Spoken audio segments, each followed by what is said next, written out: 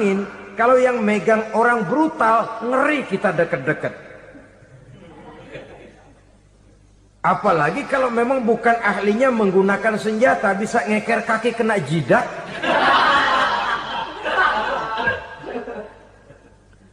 Mereka kembali kepada prinsip lama yang tetap baru. Bukan senjatanya yang harus dibatasi, manusia yang mengendalikan senjata itu yang perlu dibicarakan. Nah, kalau begitu, agar manusia tidak mempergunakan senjata sewenang-wenang, apa yang harus kita lakukan? Ya, manusianya harus bermoral. Ya, tapi moral yang mana? Di dunia ini banyak ajaran tentang moral. Itu pun mudah saja. Di sini kan kita undang saja ahli dari berbagai agama untuk membicarakan konsep perdamaian menurut agamanya masing-masing. Baik, setuju itu? Setuju. Maka tampillah para ahli agama, mereka kembali kepada prinsip moral daripada konsep yang terkandung di dalam ajaran agama untuk menegakkan perdamaian. Mula-mula naiklah ahli dari agama Hindu, dibacakan konsep perdamaian menurut ajaran agama Hindu, bahwa untuk damai manusia harus meninggalkan nafsu keduniaannya, menempuh samsara dan sebagainya untuk mencapai nirwana, menjauhi kemegahan dan kemewahan dunia. Ini lalu dibahas, rasanya juga tidak mungkin ini. Kemudian dari agama Nasrani, bahwa untuk damai manusia harus menciptakan sifat kasih sayang. Kalau ditampar pipi kiri, berikan pipi yang kanan. Kalau diberikan selendang, berikan baju. Nanti orang kasihan, lalu dia tidak akan nampar lagi. Ketika ini dibahas, ternyata rasanya pun tidak mungkin bisa diterima. Karena apa? Di zaman sekarang orang ditampar pipi kiri, dikasih pipi kanan. Bukan kasihan, gemes. Damai belum tentu, bonyok udah jelas. Lalu ketika dibacakan konsep perdamaian menurut Quran, di mana disampaikan ayat wa jazaa'u sayyi'atin sayyi'atun misluha faman afa wa aslaha fa ajruhu 'ala Allah. Balasan terhadap satu kejahatan adalah kejahatan yang seimbang, tetapi barang siapa yang memberi maaf dan mencari jalan damai, itulah yang terbaik dan akan mendapat pahala dari Allah Subhanahu wa ta'ala. Kamu tidak salah ditampar pipi kirimu, tampar lagi pipi kirinya sekeras dia menampar pipi kirimu. Nanti orang tidak mau menampar kita karena dia tahu kalau dia tampar kita, dia akan menderita tamparan sekeras dia menampar kita. Akan terjadilah prinsip saling hormat menghormati, tidak saling ganggu, tidak saling usil, tidak saling jahil. Atas dasar ini perdamaian bisa ditegakkan. Mereka bisa menerima konsep ini, tapi kemudian seminar ditutup tanpa satu keputusan resmi. Kenapa? Terus terang mereka kagum dengan konsep Islam, tapi sentimen lama terhadap nilai-nilai Islam telah menutup mata mereka untuk menerima kebenaran dari ajaran Al-Quranul Karim. Saudara-saudara kaum muslimin rahimakumullah, kembali kita kepada persoalan pokok. Roh adalah dari Allah. Dia akan kembali kepada Allah, milik mutlak dari Allah. Tidak pantas kita merampasnya dari orang lain. Tidak wajar kita menghilangkannya tanpa alasan yang dibenarkan oleh agama. Di zaman sekarang, akibat persaingan hidup yang makin tajam, lapangan kerja yang makin sulit, tensi ekonomi yang makin tinggi, atau karena nilai moral yang makin rendah, atau juga karena rapuhnya pegangan orang kepada agama, nyawa rasanya sudah sedemikian murahnya. Berbagai kasus membuat berdiri bulu roma kita. Ada mayit, ada manusia dipotong 6, dicincang macam kambing. Ada yang dipotong 5, ada yang dipotong 13, dikardusin, dibuang ke tempat sampah. Inna lillahi wa inna ilaihi raji'un. Gejala apa ini? Kanibalisme. Manusia sudah demikian sadisnya, manusia sudah sedemikian buasnya, sehingga sesama manusia diperlakukan seperti hewan. Padahal hewan sendiri Belum pernah macan makan macan, bagaimanapun buasnya macan. Belum pernah serigala memakan serigala, bagaimanapun brutalnya serigala. Tetapi manusia makan manusia di zaman sekarang kadang jadi kenyataan dalam kehidupan kita. Kadang persoalannya remeh saja. Soal uang 200 perak, pisau bicara, nyawa melayang. Soal rokok sebatang, celurit bicara, nyawa melayang. Soal-soal yang sama sekali tidak prinsip, begitu mudah kita menghilangkan nyawa orang lain. Padahal Nabi pernah memperingatkan, apabila dua orang muslim sudah berkelahi dan berbunuh-bunuhan, al-qatil wal maqtul finnar, yang membunuh dan yang terbunuh dua-duanya neraka. Sahabat heran, ya Rasul, kalau yang terbunuh, kalau yang membunuh masuk neraka itu sih wajar, tapi yang terbunuh kenapa neraka juga? Beliau menjawab, dua-duanya sudah punya niat untuk saling membunuh. Niatnya itu yang diponten. Yang terbunuh cuman lagi apes aja, keduluan dia. Umpama tidak terbunuh, pasti dia yang akan membunuh. Oleh karenanya al-qatil wal maqtul, yang membunuh dan yang dibunuh finnar, dua-duanya masuk ke dalam neraka. Islam menghormati kehidupan. Tidak hanya terbatas kepada sesama muslim, orang-orang yang berlainan agama pun yang mau hidup berukun, damai, berdampingan dengan umat Islam, jiwa mereka, darah mereka dilindungi oleh nilai-nilai Islam yang disebut dengan kafir zimmi ini. Mengganggu mereka sama saja dengan mengganggu aku, kata Nabi. Jadi oleh karena itu, sayangilah sesama. Kehidupan adalah anugerah Allah, bukan wewenang kita untuk mencabutnya dari orang lain. Bukan wewenang kita untuk merampas dan menghilangkannya dari orang lain. Apa yang tidak enak terjadi pada diri kita, begitu pula lah apabila terjadi pada diri orang lain. Sehingga Nabi mengatakan, la yu'minu ahadukum hatta yuhibba li akhihi ma yuhibbu li nafsihi.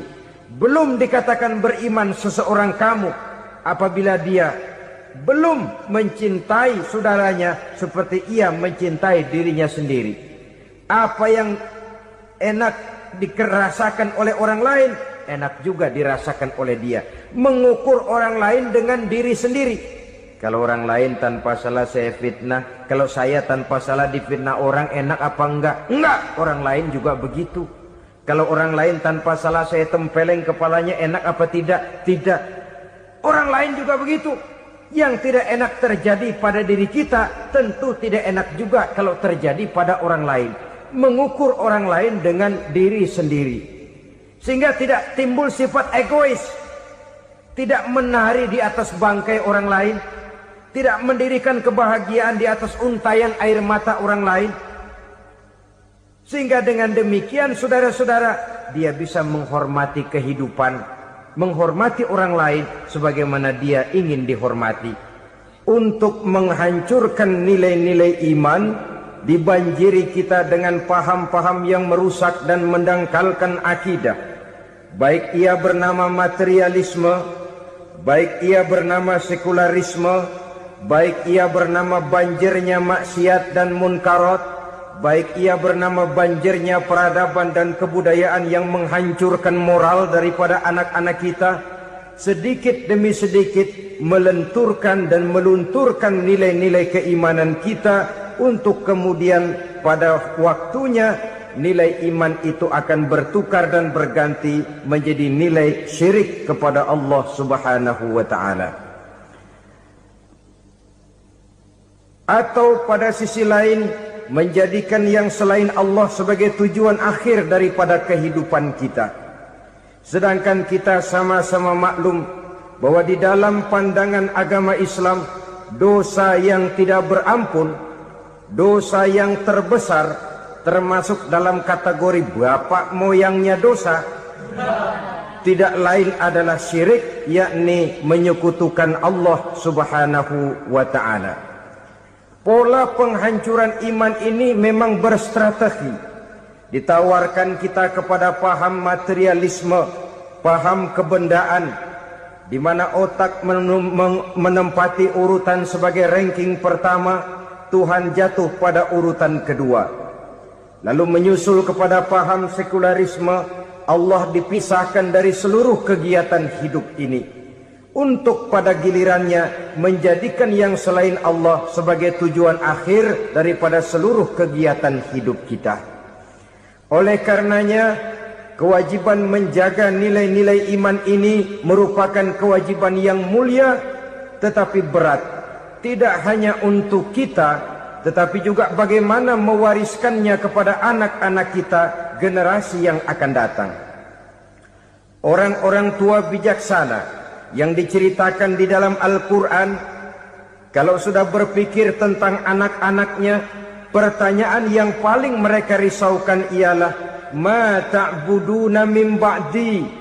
Anakku, kalau pada satu saat aku, ayahmu sudah tidak ada lagi di dunia ini, meninggalkan kamu semua, ma ta'buduna min ba'di, apa yang akan kamu sembah nak?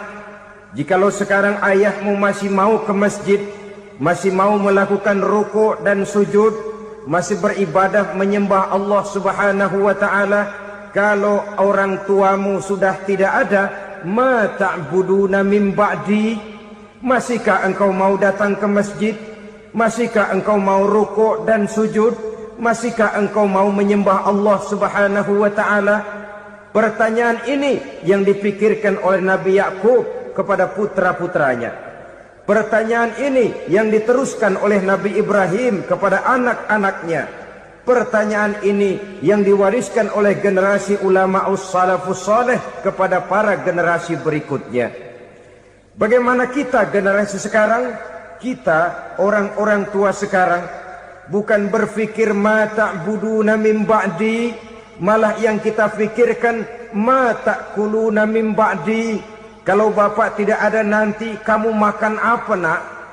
Perkara kamu nyembah apa? Urusan nomor 18. Yang penting kamu nanti hidup bisa makan nak. Maka kita sibuk mewariskan harta kepada anak-anak kita. Kita sibuk mewariskan kebun dan tanah kepada anak-anak kita. Kita sibuk mewariskan pabrik kepada anak-anak kita. Sementara kita lupa mewariskan intan yang paling mahal, mewariskan mutiara yang paling berharga, yaitu nilai iman kepada Allah Subhanahu wa ta'ala. Alangkah baiknya apabila warisan harta, warisan tanah dan kebun, warisan rumah dan pabrik didasari lebih dahulu dengan mewariskan nilai iman kepada Allah Subhanahu wa ta'ala. Sebagai orang-orang tua, kita boleh bersedih kalau anak kita tidak mengerti komputer. Kita boleh bersedih kalau anak kita tidak mengerti matematika. Kita boleh bersedih kalau anak kita tidak mengerti bahasa Inggris. Tapi sewajarnya lebih bersedihlah kita orang tua jikalau mempunyai anak yang tidak kenal Allah sebagai Tuhannya, yang kemudian tidak mau rukuk dan sujud kepada Allah Tuhannya. Itulah kemalangan yang paling malang bila kita meninggalkan generasi yang tidak bertauhid kepada Allah Subhanahu wa ta'ala. Betapapun anak kita tidak ngerti komputer, saudara, paling-paling kerugiannya cuma kerugian dunia. Masuk dia ke alam barzakh, munkar nakir tidak akan sempat tanya kau belajar komputer apa tidak. Kumpul dia di padang mahsyar, malaikat juga tidak akan tanya matematikamu nilainya berapa. Yang ditanya kau kenal Allah, kau rukuk dan sujud kepadanya, kau pernah datang ke masjid. Oleh karena itu sekali lagi, menjaga nilai iman tidak hanya untuk kita, tetapi juga mewariskannya kepada anak-anak kita, generasi yang akan datang. Sungguh kemalangan yang paling besar apabila kita meninggalkan anak-anak kita. Mereka kita tinggalkan lemah ekonominya, itu tidak baik. Mereka kita tinggalkan lemah otaknya, itu pun akan membuat mereka tertinggal oleh yang lain. Tapi yang paling celaka, jikalau kita tinggalkan mereka dalam kondisi lemah imannya, rapuh akidahnya, tidak baik dan tidak betul keyakinan hidupnya.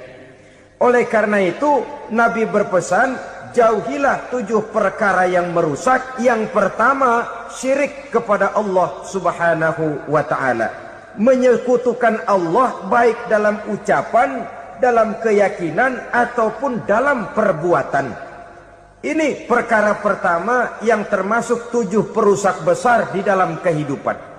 Kalau sudah jatuh kita ke lembah syirik, bagaimanapun banyak kebaikan yang kita kerjakan, berjiwa sosial, bertangan pemurah, gemar menolong orang lain, kalau memang dasarnya syirik, maka seluruh kebaikan kita akan hancur, tidak akan ada nilainya dalam pandangan Allah Subhanahu wa ta'ala.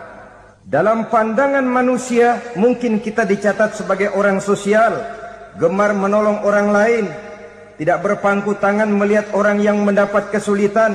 Tapi oleh karena dasarnya syirik, dasarnya tidak mentauhidkan Allah, maka seluruh nilai kebaikan yang kita kerjakan tidak akan ada nilainya dalam pandangan Allah Subhanahu wa ta'ala. Maka jagalah iman kita jangan sampai dihinggapi penyakit syirik yang bagaimana kecilnya sekalipun.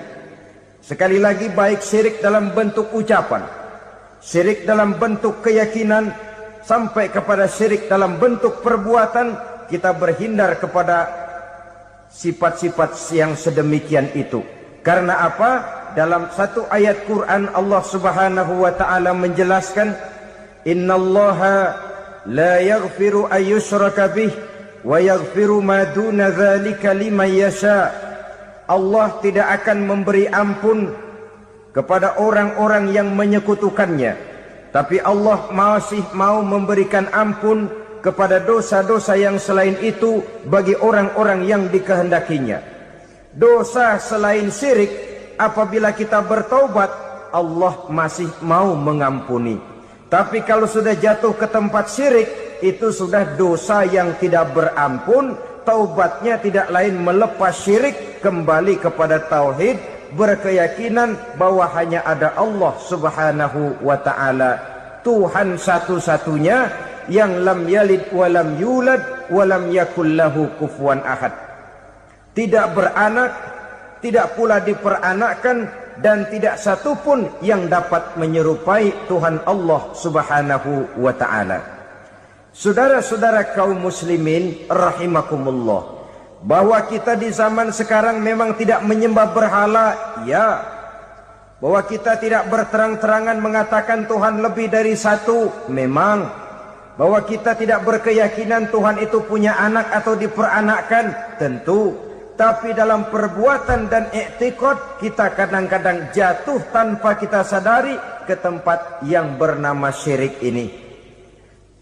Oleh karenanya, di zaman di mana teknologi makin canggih, di mana kemajuan pembangunan makin menjangkau berbagai aspek kehidupan, diperlukan keseimbangan antara kemajuan fisik material dengan kemajuan mental spiritual. Apabila tidak ada keseimbangan yang terwujud, tentulah kepincangan yang diawali dengan pincangnya cara kita berpikir, sehingga pada akhirnya akan mengarah kepada pincangnya cara kita berbuat dan bertindak di dalam kehidupan kita. Masya Allah, sangat luar biasa tausiah yang sudah disampaikan oleh guru kita Al-Mafrullah Kiai Haji Zainuddin MZ. Sahabat beriman yang dimuliakan Allah, tetaplah di channel ini karena kajian ini belum selesai dan masih banyak lagi hal-hal menarik yang akan disampaikan beliau. Selamat mendengarkan. Oleh karena itu Nabi berpesan, jauhilah sifat syirik, karena syirik merupakan dosa yang teramat besar. Ini sifat merusak yang pertama. Yang kedua, kata Nabi, wasihra, jauhilah sihir. Sihir ini juga termasuk perkara yang merusak kehidupan. Kita semua sama-sama maklum bahwa sihir sebenarnya bukan persoalan baru. Sejak sebelum datang Islam, sihir itu sudah ada. Di zaman Yunani kuno, sihir ada. Di zaman Mesir kuno, di zaman Cina kuno, dan yang lain-lain yang serba kuno, sihir itu sudah ada. Bahkan para nabi pun para rasul yang diutus oleh Allah Subhanahu wa taala senantiasa berhadapan dengan ahli-ahli sihir untuk menguji kebenaran dari misi yang mereka bawa. Sihir adalah perbuatan di luar kebiasaan yang bisa dikerjakan oleh ahlinya dengan bantuan jin atau setan. Hukum mempelajari sihir adalah haram, mengamalkannya lebih haram lagi. Sebab itu saudara-saudara, sihir merupakan perbuatan merusak yang harus kita jauhi. Ciri-ciri daripada perbuatan sihir, pertama, ia mengandung tipuan, bayangan khayal. Di zaman Nabi Musa misalnya, orang melihat tambang-tambang itu seperti ular. Nabi Musa melayangkan tongkatnya menjadi ular-ular besar yang memakan ular-ular kecil ciptaan tukang-tukang sihir Fir'aun tadi.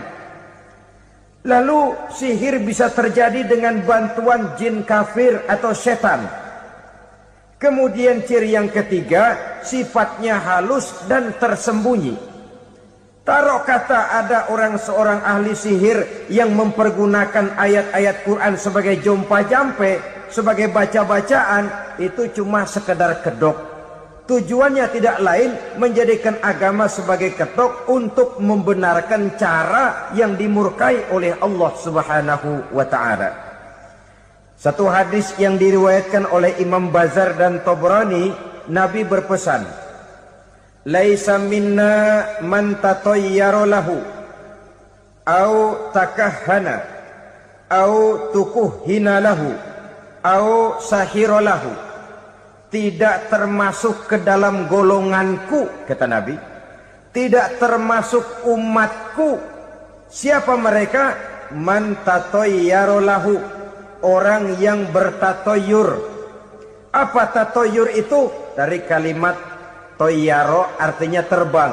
Toir biasa diartikan dengan burung. Tatoyaro percaya kepada suara-suara burung. Man tatoyaro lahu, mempercayai, meyakini dengan benar-benar kepada suara beburungan. Kan suka ada itu, nah bunyi burung tuh, maling liwat. Maling liwat. Burung bunyi, maling liwat. Itu termasuk tatoyaro lahu, percaya kepada suara burung. Kan aneh kalau suara orang nggak dipercaya, suara burung malah dipercaya.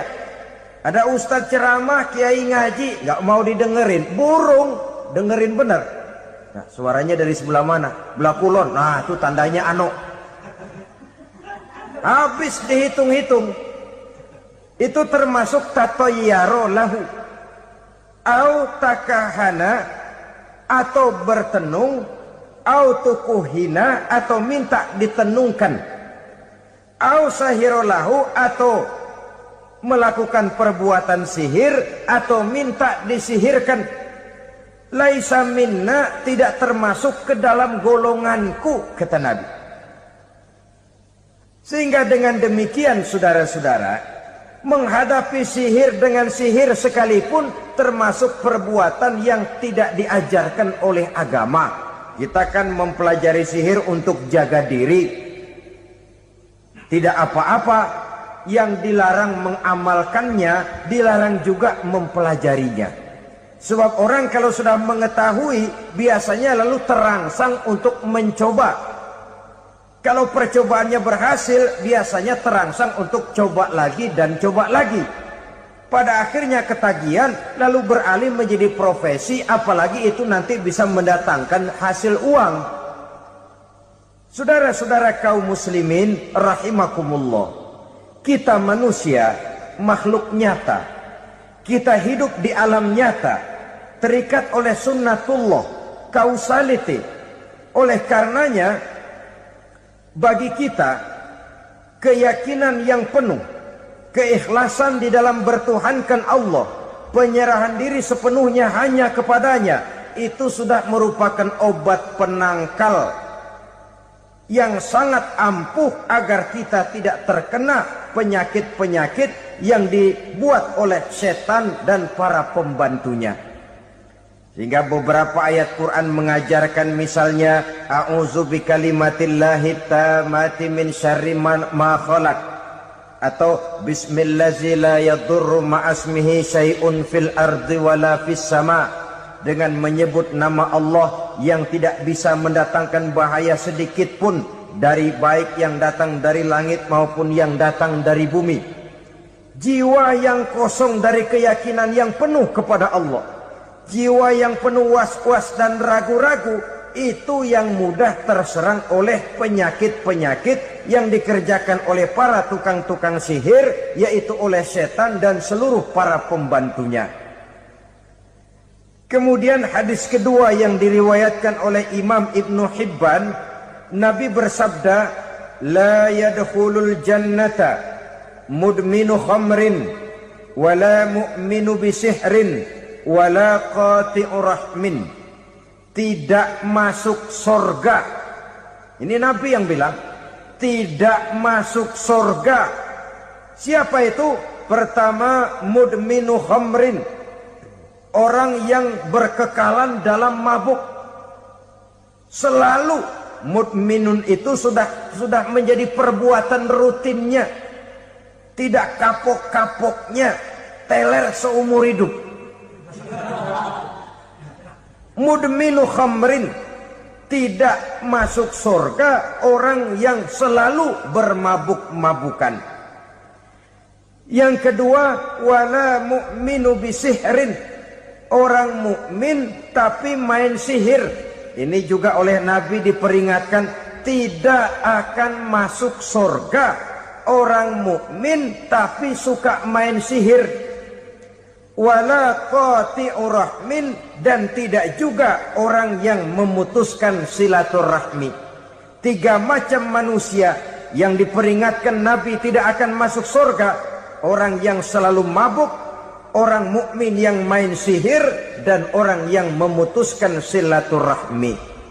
Saudara-saudara kaum muslimin rahimakumullah. Lalu orang berkata, kenapa dilarang kita bersihir? Padahal Rasul sendiri kan punya mukjizat. Nah, kita memang harus membedakan antara mukjizat dengan sihir. Dalam kehidupan agama kita kenal ada yang namanya mukjizat, ada yang namanya karomah atau keramat biasa diucapkan, ada yang namanya maunah, ada yang namanya irhas, ada juga yang namanya sihir. Kesemuanya ini berbeda, saudara-saudara. Yang dinamakan mukjizat itu khusus untuk para rasul saja. Satu kejadian luar biasa yang terjadi dilakukan oleh rasul atas izin dari Allah Subhanahu wa taala. Perbedaannya dengan sihir jelas. Sihir dari setan, mukjizat dari Allah. Sihir bisa dipelajari, mukjizat tidak. Sihir umumnya untuk maksud-maksud yang tidak baik, sedangkan mukjizat untuk memperkuat kebenaran yang disampaikan oleh para rasul dan ditentang oleh umatnya. Bahkan kafir Quraisy dahulu menganggap orang-orang ahli sihir itu berada dalam satu posisi yang hina, sehingga mereka mengatakan dan menuduh Nabi Muhammad sebagai tukang sihir. Tuduhan sebagai tukang sihir adalah tuduhan yang sangat aib dan hina. Di tengah masyarakat kufar jahiliyah, kedudukan tukang sihir dipandang sebagai kedudukan yang hina, sehingga mereka mengejek Nabi dengan sebutan tukang sihir. Jadi mukjizat hanya untuk Rasul saja. Kemudian karomah. Karomah ini asal kata dari karomah, kehormatan, kemuliaan yang diberikan Allah kepada hamba-hambanya yang rajin mendekatkan diri kepadanya. Oleh karena ketekunannya melaksanakan ibadah, Allah memberikan keistimewaan kepada orang itu yang dengan keistimewaannya dia bisa mengerjakan yang tidak bisa dikerjakan oleh orang lain. Karomah hanya bisa dicapai dengan prestasi ibadah. Kalau sihir mau ibadah apa enggak, asal dia belajar, bersatu dan berteman dengan setan, memenuhi persyaratan-persyaratan setan, biasanya lalu bisa. Sedangkan karomah tidak mungkin terwujud tanpa orang mendekatkan diri sedekat-dekatnya kepada Allah Subhanahu wa ta'ala. Maka kita lihat biasanya orang-orang yang punya ilmu sihir, mukanya rata-rata nggak enak dilihat. Kumuh, jauh dari air wudhu, jauh dari sujud kepada Allah, malah berteman dengan setan, menjadi pelayan-pelayannya setan. Saudara-saudara, adapun maunah, keistimewaan yang diberikan Allah kepada hamba-hambanya yang belum sampai kepada tingkat wali, tapi orang itu lebih banyak kebaikannya daripada kesalahannya. Umpamanya, saudara jalan bertiga di pinggir jalan, saudara ada pada posisi di tengah, lalu bertiga ini ketabrak mobil. Menurut perhitungan saudara mati lebih dahulu, tapi terjadi hal yang aneh, dua teman saudara mati, saudara malah cuma luka dan lecet sedikit saja. Apa itu? Kalau kita lebih banyak kebaikannya daripada kesalahannya, itu yang dinamakan maunah, pertolongan yang diberikan Allah kepada hamba-hambanya yang lebih banyak kebaikannya daripada kesalahannya. Sedangkan yang dinamakan irhas, kejadian luar biasa pada diri seseorang pada waktu dia masih kecil, yang menunjukkan tanda-tanda keistimewaannya. Itu umumnya pada para nabi pada usia kecilnya sudah ada irhas, tanda-tanda istimewa. Jelas baik mukjizat, karomah, maunah maupun irhas berbeda dengan sihir. Sihir ini jelas saja merupakan bantuan dan persekutuan antara manusia dengan setan. Padahal setan, kata Allah dalam Al-Quran, innahu lakum aduwwum mubin, sesungguhnya setan bagi kamu adalah musuh yang sangat jelas. Saudara-saudara kaum muslimin rahimakumullah, di zaman sekarang dalam menghadapi beban kehidupan yang makin pelik, menghadapi stres yang tidak kunjung selesai, menghadapi persoalan-persoalan yang teramat berat, orang sering mencari jalan keluar kepada hal-hal yang menurut pendapatnya bisa meringankan beban moralnya itu. Pergilah dia mencari sesuatu yang dapat meringankan bebannya. Dan tidak jarang yang jatuh ke pangkuan tukang-tukang tenung, ke pangkuan tukang-tukang sihir, yang mereka itu oleh Quran dijelaskan kadzabal munajjimun walau sodaku.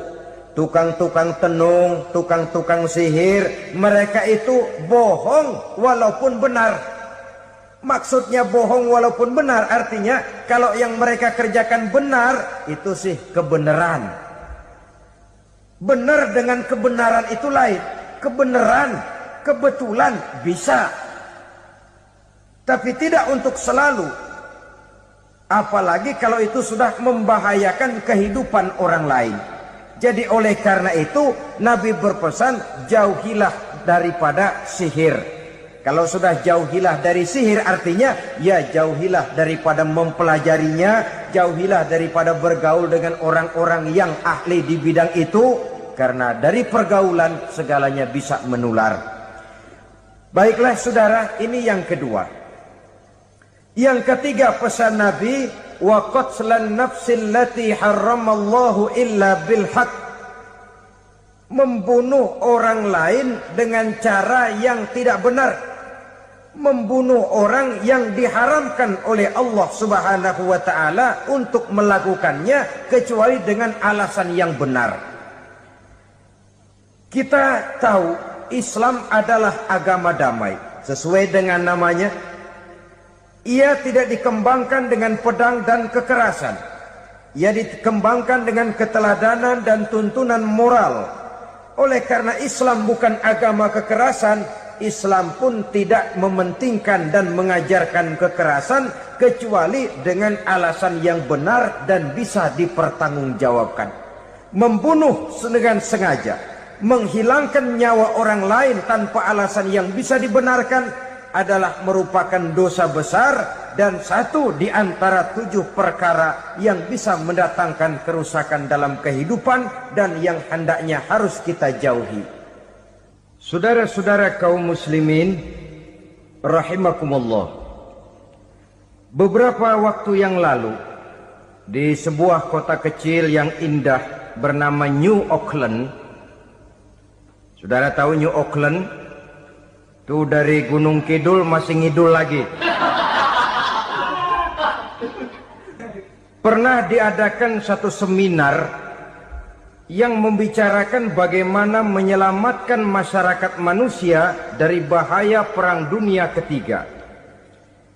Diperkirakan kalau terjadi Perang Dunia Ketiga, manusia tidak akan tersisa. Sebab apa? Pada waktu itu cadangan nuklir yang dimiliki oleh bersama Amerika dan Rusia konon sudah sanggup memusnahkan 6 miliar manusia pada saat jumlah manusia baru 5 miliar. Jadi kelebihan nuklir dunia ini. Kalau terjadi Perang Dunia Ketiga, sulit manusia untuk tersisa. Maka dibahaslah di dalam seminar itu, wah, supaya tidak terjadi Perang Dunia Ketiga, maka perlombaan membuat senjata-senjata canggih, alat-alat pembunuh modern harus segera dibatasi. Dibahas, tidak mungkin kita membatasi perlombaan membuat senjata. Kenapa? Makin maju ilmu dan teknologi, makin canggih senjata yang ditemukan. Atom sudah meningkat menjadi nuklir, nuklir sudah meningkat menjadi neutron, dan kita tahu bom yang bernama neutron ini bom yang cukup membunuh tanpa perlu merusak. Artinya kalau dia diledakkan di kota kita ini, bangunan utuh, jembatan tidak ambruk, rumah-rumah tetap berdiri, tapi semua yang bernama hidup mati. Itu katanya lebih sopan dari bom atom. Sebab kalau si atom ini sudah membunuh, merusak pula. Neutron cukup membunuh saja tanpa perlu merusak. Jadi majunya senjata-senjata teknologi sebagai akibat yang logis dari kemajuan ilmu pengetahuan. Ini tidak bisa kita batasi. Dan memang sebenarnya yang bahaya bukan senjatanya, tapi manusia yang mengendalikan senjata itu. Mereka kembali kepada prinsip the man behind the gun. Bukan senjatanya yang bahaya, tapi manusia yang mengendalikan senjata itu yang bahaya. Walaupun senjatanya modern, katakanlah model M16 umpamanya, kalau yang mengendalikannya orang beriman, insya Allah aman. Tapi biar megang cuma senapan angin, kalau yang megang orang brutal, ngeri kita deket-deket. Apalagi kalau memang bukan ahlinya menggunakan senjata, bisa ngeker kaki kena jidat.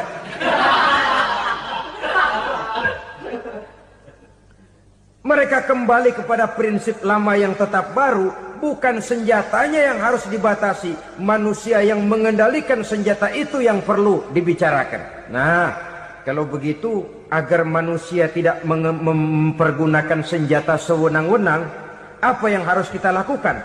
Ya, manusianya harus bermoral. Ya, tapi moral yang mana? Di dunia ini banyak ajaran tentang moral. Itu pun mudah saja. Di sini kan kita undang saja ahli dari berbagai agama untuk membicarakan konsep perdamaian menurut agamanya masing-masing. Baik, setuju itu, setuju.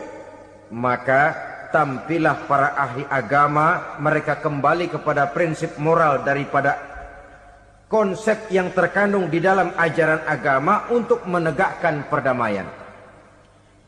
Mula-mula naiklah ahli dari agama Hindu, dibacakan konsep perdamaian menurut ajaran agama Hindu, bahwa untuk damai manusia harus meninggalkan nafsu keduniaannya, menempuh samsara dan sebagainya untuk mencapai nirwana, menjauhi kemegahan dan kemewahan dunia.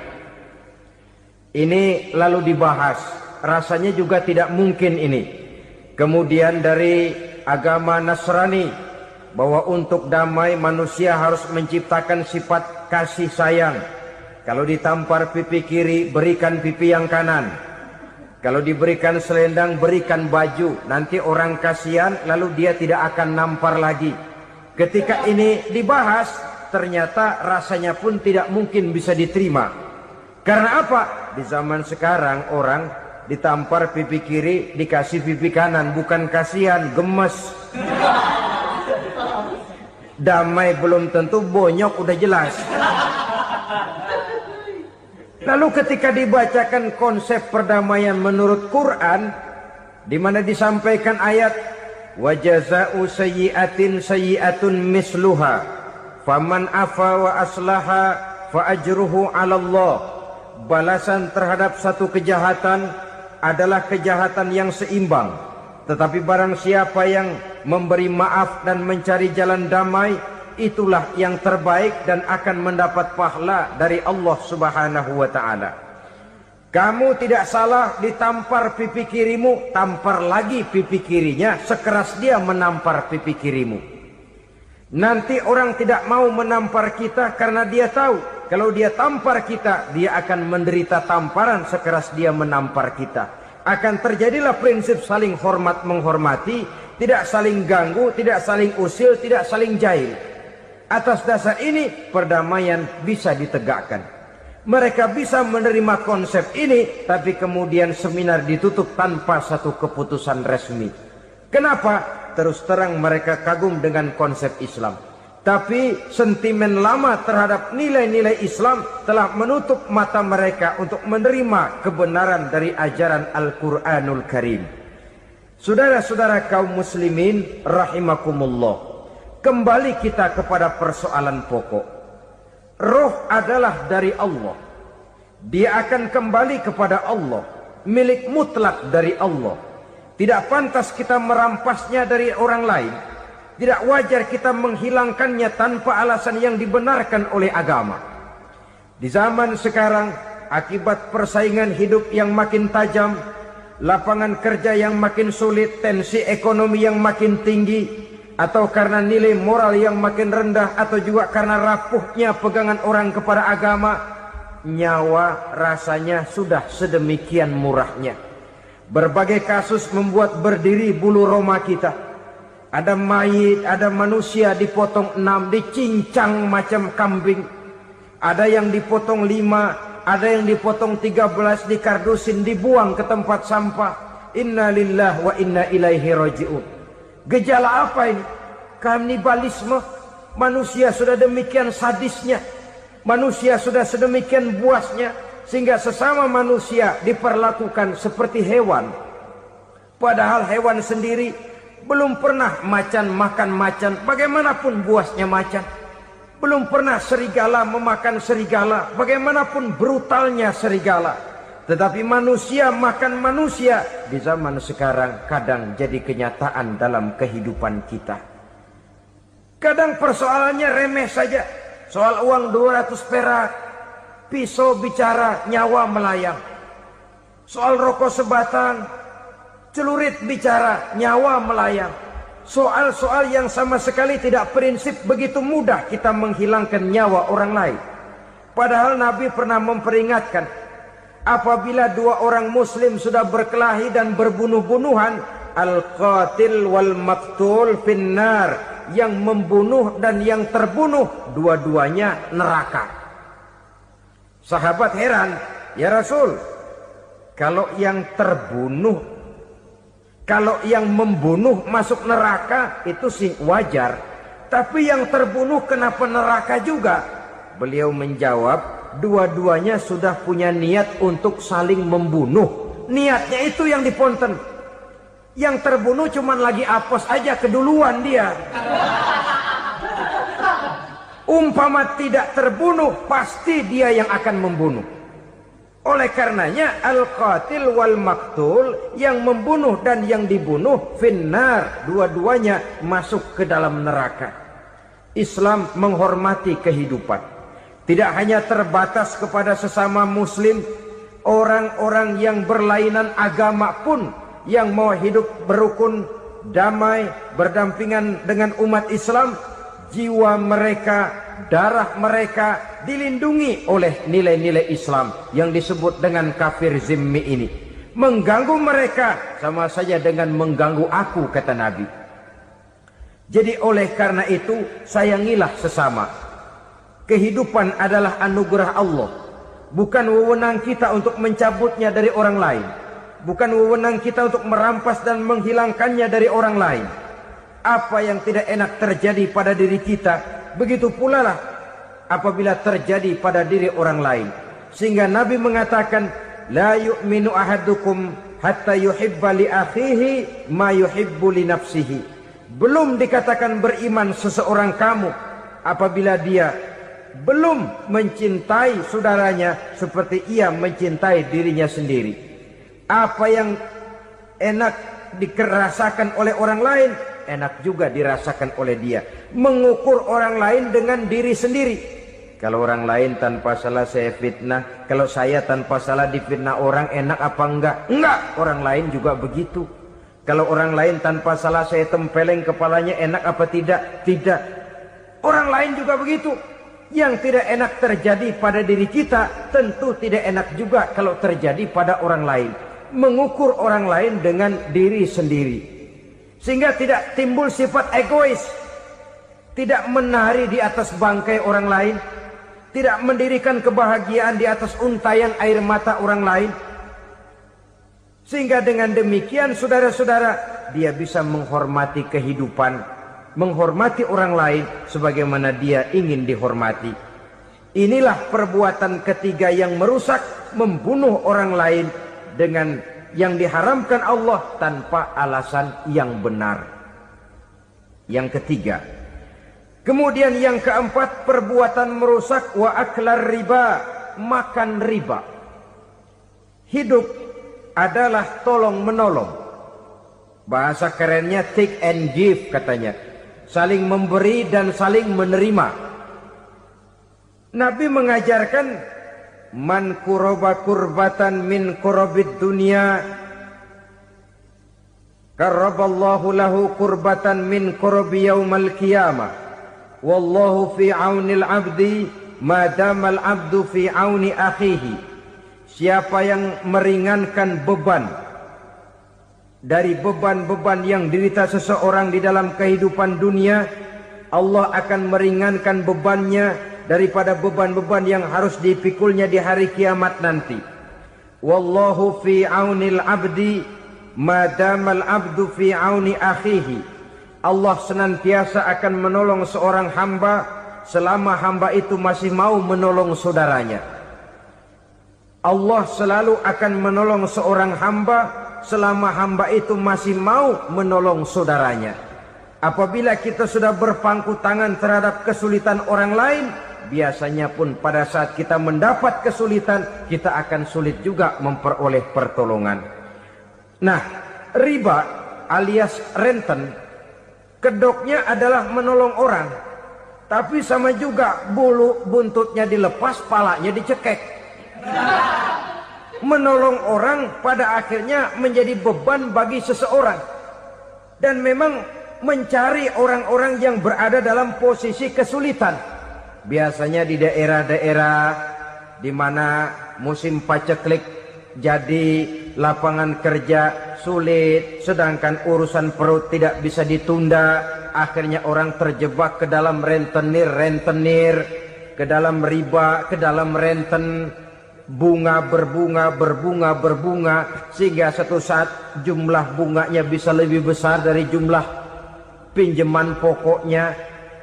Kemudian kalau juga ternyata tidak bisa dibayar, rumah jadi taruhan. Memang rumah satu-satunya, begitu rumah ditarik mulain camping. Bukankah pada akhirnya akan mewariskan kesengsaraan? Oleh karena itu, kepada kita berusahalah jangan berhubungan dengan rentenir-rentenir, jangan makan renten dan riba kepada mereka yang melaksanakan riba. Walaupun mendatangkan keuntungan materi, tapi percayalah harta yang didapat dengan jalan riba tidak akan membawa keberkahan. Manakala tidak membawa keberkahan, dia tidak akan mendatangkan ketenangan di dalam kehidupan kita. Oleh karenanya, memakan harta riba termasuk perbuatan yang merusak sendi-sendi kehidupan sosial, merusak kehidupan orang lain, merusak kehidupan masyarakat, tetangga, pergaulan, dan sebagainya. Yang kelima, wa akla malil yatim, memakan harta anak yatim dengan cara yang zolim. Nih, memang lezat. Anak yatim itu nggak tahu urusan apa-apa. Kita diamanahkan untuk mengurusinya. Kadang-kadang dibentuklah panitia penyantunan yatim piatu. Yatimnya mah tetap kelaparan, panitianya yang pada gendut.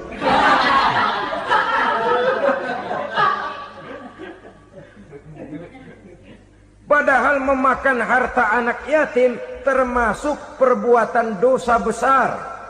Dan menjantuni yatim merupakan perbuatan mulia. Nabi mengatakan, ana wa kafilul yatim kahataini yaumal qiyamah. Aku dan orang-orang yang menyantuni anak yatim seperti dua jari ini pada hari kiamat nanti. Dekat sekali. Jikalau ingin di hari akhir nanti dekat dengan Rasul, bersahabatlah dengan anak-anak yatim. Jadilah pengurus anak-anak yatim.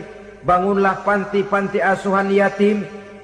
Pada saat bapak ibunya meninggal, kitalah yang menjadi orang tuanya. Bahkan sedemikian besar perhatian Islam terhadap anak-anak yatim ini, sehingga Quran memberikan peringatan, ara'aital ladzi yukadzibu bid-din fadzalikal ladzi yad'ul yatim wa la yahuddu ala ta'amil miskin. Tahukah kamu siapa orang yang mendustakan agama? Beragama tapi dianggap dusta, solatnya dusta, puasanya dusta karena agamanya sudah berdusta. Siapa mereka? Fazalikal ladzi yad'ul yatim, orang yang menyia-nyiakan anak yatim, wala yahuddu ala ta'amil miskin, dan tidak pernah memberi makan kepada orang-orang yang menderita kemiskinan. Menyia-nyiakan, meninggalkan anak yatim termasuk perbuatan yang divonis kita sebagai orang yang mendustakan agama. Saudara-saudara kaum muslimin rahimakumullah, maka sangat dicela mengeksploitir anak-anak yatim, menjadikan mereka sebagai kedok untuk mencari kekayaan pribadi. Tetapi jikalau ikhlas, ganjarannya sangat besar. Nilai pahalanya sangat besar. Menyantuni yatim tidak hanya setahun sekali. Kalau Muharram pakai istilah lebaran yatim. Dibentuklah panitia, diberilah beras, uang 4-5 ribu rupiah. Alhamdulillah. Tapi jangan lupa, si yatim tidak hidup cuma satu hari. Dia tidak hidup cuma di bulan Muharram saja. Dia hidup 12 bulan dalam setahun. Sebagaimana anak-anak yang lain, dia juga berhak punya masa depan. Dia juga berhak menikmati bangku sekolah. Dia berhak mengenyam arti dan makna pendidikan. Dia berhak membekali diri dengan ilmu dan pengetahuan seperti halnya anak-anak yang lain. Maka kita yang diberikan keluasan oleh Allah, ingatlah itu. Bersahabatlah dengan anak-anak yatim, santuni mereka. Perkara setahun sekali di bulan Muharram, alhamdulillah, itu bagus, bin Thayyib alias baik. Tapi tentu dan tentu sekali lagi, si yatim tidak hanya hidup di bulan Muharram. Dia hidup 12 bulan dalam setahun, 24 jam di dalam sehari. Oleh karenanya, menyia-nyiakan mereka pada saat posisi kita memang mampu, akan memojokkan kita dalam satu posisi di mana kita dianggap sebagai orang yang mendustakan agama. Memakan harta anak yatim dengan cara yang zolim. Bapaknya udah meninggal, kebunnya lebar, anaknya dikelecehin. Nah, dah kamu nggak usah pusing, nanti saya yang ngurus. Akhirnya bukan ngurus, nguras. Si yatim mungkin tidak tahu bahwa dia disia-siakan, haknya diambil, miliknya dizolimi. Tapi Allah yang akan membalasnya dengan seadil-adilnya. Maka makan harta anak yatim biasanya balasannya tokcer bin paten. Nggak banyak selang tempo itu, nggak percaya cobain dah. Nyobain aja kan nggak bayar, umpama. Memakan harta anak yatim dengan cara yang zolim, ganjarannya biasanya kontan. Kenapa? Ratapan si miskin, untayan air matanya, jeritan kepedihan hatinya, membuka pintu langit, permohonannya diijabah, getaran hatinya didengarkan oleh Allah. Maka balasannya biasanya kontan, spontan, tidak menunggu waktu terlalu lama. Itu di dunia, belum lagi di akhirat nanti. Bukankah dalam riwayat Mi'raj diceritakan Nabi melihat di neraka itu orang perutnya sebesar rumah. La haula wala quwata. Itu perut kayak rumah, bagaimana jalannya tuh orang. Dan memang gak jalan, diseret-seret oleh malaikat di neraka itu. Hancur perutnya, amburadul itu perut. Berantakan isinya, dibulatkan lagi, diseret lagi, hancur lagi, dibulatkan lagi. Sampai Nabi tanya, orang itu begitu berat siksanya kenapa ya Jibril? Itu Muhammad, waktu di dunia dulu rakus banget makan harta anak yatim. Begitu vonisnya, begitu menyedihkan nasibnya di akhirat. Tapi di dunia pun ketidakberkahan itu sudah membayangi kehidupannya. Oleh karena itu, kepada saudara-saudara yang mendapat titipan anak yatim, berbahagialah. Karena semulia-mulia rumah adalah rumah yang di dalamnya ada anak yatim yang disantuni. Sehina-hina rumah adalah rumah di mana di dalamnya ada anak yatim yang disia-siakan. Begitu kata Nabi kita. Rumah yang paling mulia dalam pandangan Allah, rumah yang di dalamnya ada anak yatim yang disantuni. Rumah yang paling hina dalam pandangan Allah, rumah yang di dalamnya ada anak yatim yang nasibnya disia-siakan. Berbahagialah saudara apabila menjadi penyantun anak-anak yatim, pelindung mereka, sehingga mereka mempunyai masa depan sebagaimana anak-anak lainnya. Rasulullah sendiri sedemikian peka terhadap keadaan anak-anak yatim karena beliau sendiri memang mengalami. Umur 6 bulan dalam kandungan ibu, beliau sudah ditinggalkan oleh ayahnya. Pada saat berusia 6 tahun, ibu sudah meninggal. Yatim piatu dalam usia di mana beliau sedang perlu belas kasih seorang ibu dan pengertian seorang bapak. Kepekaan itu lalu timbul, bahkan kemudian sampai kepada beliau berkata, aku dan orang yang menyantuni anak yatim seperti jari tengah dan jari telunjuk di hari akhirat nanti. Sedemikian dekatnya. Baiklah ya, jadi yang kelima, memakan harta anak yatim. Jauhi karena ini perbuatan yang merusak. Yang keenam, watawalli yaumaz zahfi. Melarikan diri pada hari pertempuran. Apa ini? Khianat. Tidak konsekuen dengan konsep perjuangan. Pada mulanya keras benar teriak, berantas korupsi, ganyang korupsi. Cuma karena belum dapat giliran. Begitu dia naik dapat kesempatan, korupsinya lebih edan dari yang diteriakinya. Ini termasuk tawalli yaumaz zahfi. Berpaling pada hari peperangan. Di saat menghadapi musuh, kalau belum kelihatan musuh, teriaknya nyaring bener. Jangan takut demi kebenaran sampai titik darah yang paling penghabisan. Musuh belum kelihatan. Begitu musuh sudah kelihatan, paling dulu lari ke belakang.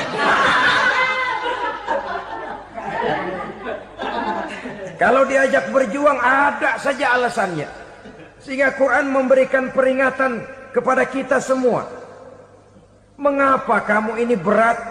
Kalau sudah diajak berjuang di jalan Allah, kakimu seperti terhunjam berakar di perut bumi. Berat untuk melangkah berjuang. Lari dari pertempuran tidak konsekuen dengan konsepsi perjuangan. Mau enaknya saja. Dalam kondisi yang sulit lalu berpangku tangan. Ini termasuk ciri munafik yang di dalam Al-Quran disindir dengan bahasa kullama adha'a lahum masyaufi wa iza azlama alaihim qamu. Waktu terang mereka jalan, giliran gelap mereka mandek. Artinya, maksudnya, kalau giliran ada untungnya aja, rame-rame teriak Islam. Tapi begitu diminta berjuang, dituntut berkorban, rame-rame mundur. Waktu dilihat di Islam ada untungnya, rame-rame teriak Islam. Pak, saya Islam banget, Pak. KTP saya Islam, Pak. Pokoknya Islam banget dah. Tapi ketika diminta berjuang, dituntut sedikit berkorban, rame-rame mengundurkan diri. Tahun 65 PKI berontak. Waduh, waktu itu jadi orang Islam untung itu. Nggak dikejar-kejar, aman. Masjid rame, mobil-mobil mewah parkir di depan musola dan masjid. Kenapa? Waktu itu asal udah ke masjid aman. Islam selamat, untung. Tapi begitu keadaan aman, yang parkir di musola sepeda butut melulu.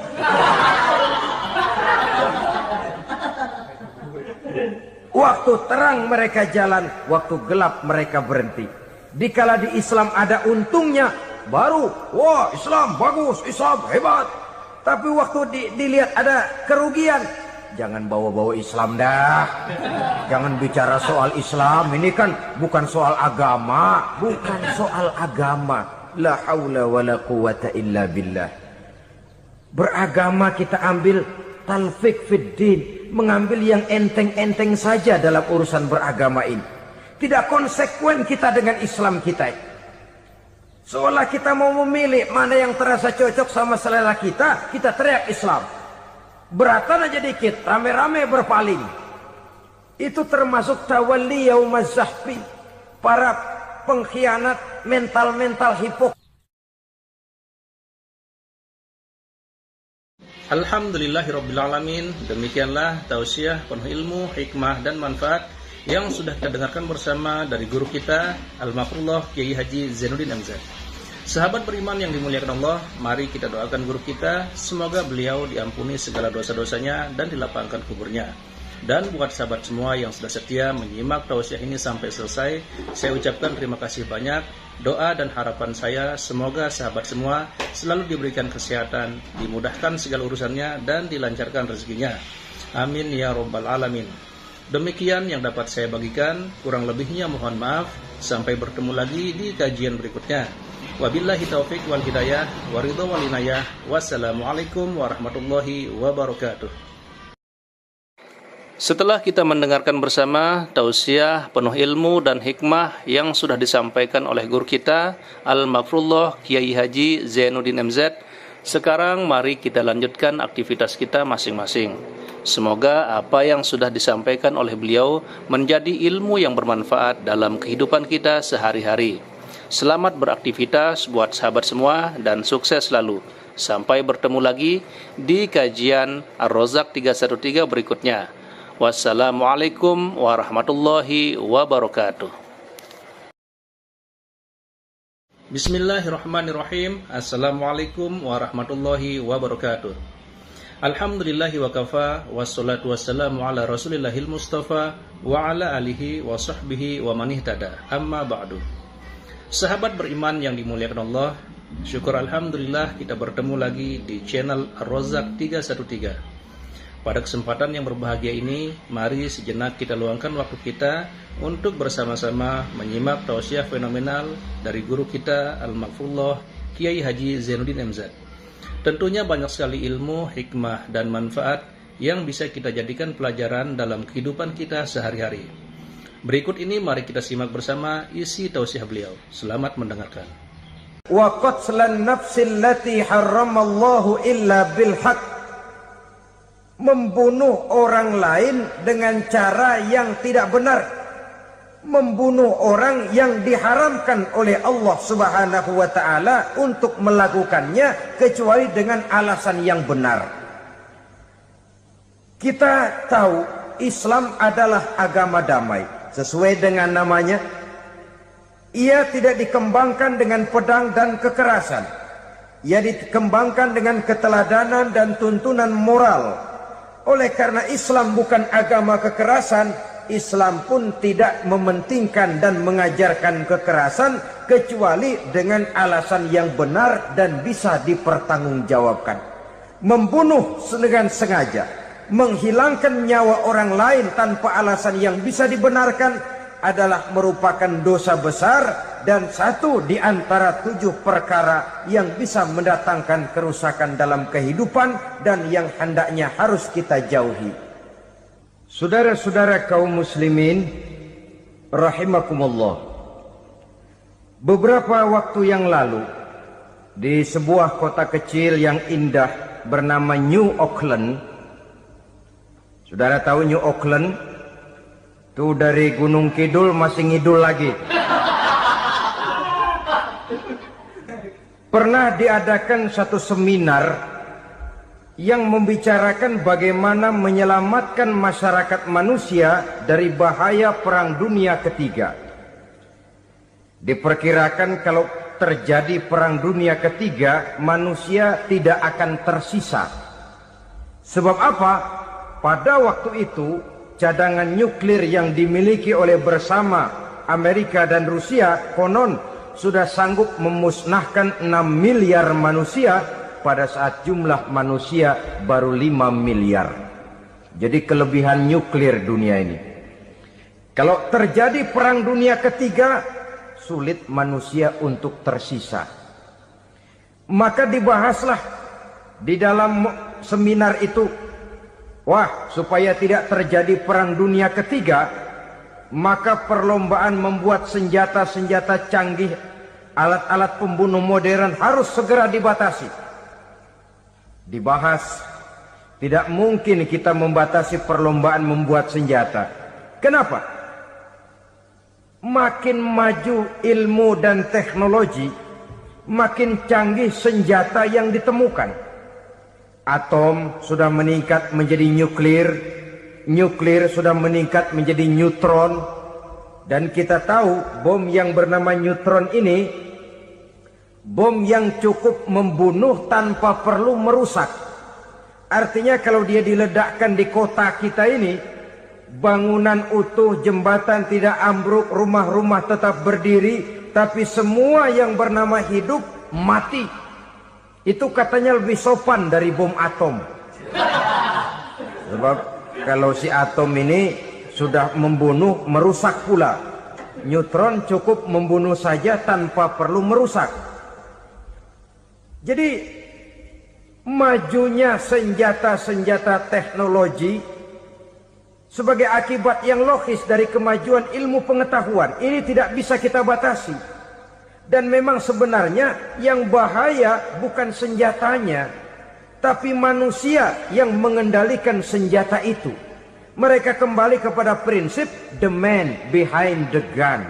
Bukan senjatanya yang bahaya, tapi manusia yang mengendalikan senjata itu yang bahaya.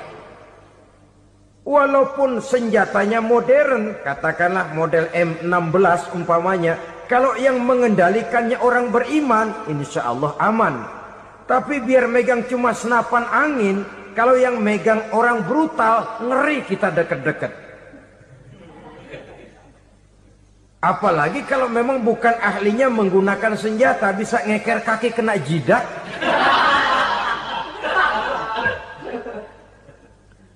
Mereka kembali kepada prinsip lama yang tetap baru, bukan senjatanya yang harus dibatasi, manusia yang mengendalikan senjata itu yang perlu dibicarakan. Nah, kalau begitu agar manusia tidak mempergunakan senjata sewenang-wenang, apa yang harus kita lakukan?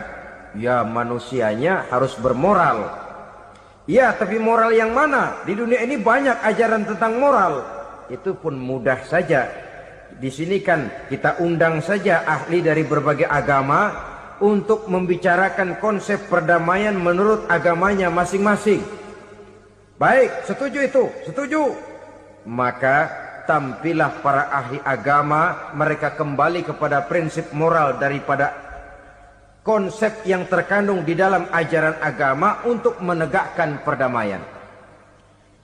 Mula-mula naiklah ahli dari agama Hindu, dibacakan konsep perdamaian menurut ajaran agama Hindu, bahwa untuk damai manusia harus meninggalkan nafsu keduniaannya, menempuh samsara dan sebagainya untuk mencapai nirwana, menjauhi kemegahan dan kemewahan dunia.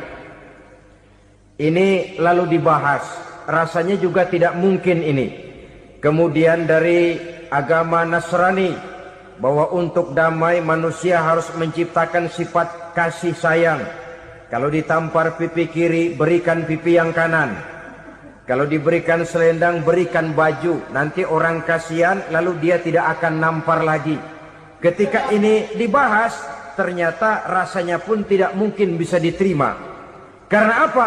Di zaman sekarang orang ditampar pipi kiri, dikasih pipi kanan. Bukan kasihan, gemes. Damai belum tentu, bonyok udah jelas. Lalu ketika dibacakan konsep perdamaian menurut Quran, di mana disampaikan ayat wa jazaa'u sayyi'atin sayyi'atun misluha faman afa wa aslaha fa ajruhu 'ala Allah. Balasan terhadap satu kejahatan adalah kejahatan yang seimbang, tetapi barang siapa yang memberi maaf dan mencari jalan damai, itulah yang terbaik dan akan mendapat pahala dari Allah Subhanahu wa taala. Kamu tidak salah ditampar pipi kirimu, tampar lagi pipi kirinya sekeras dia menampar pipi kirimu.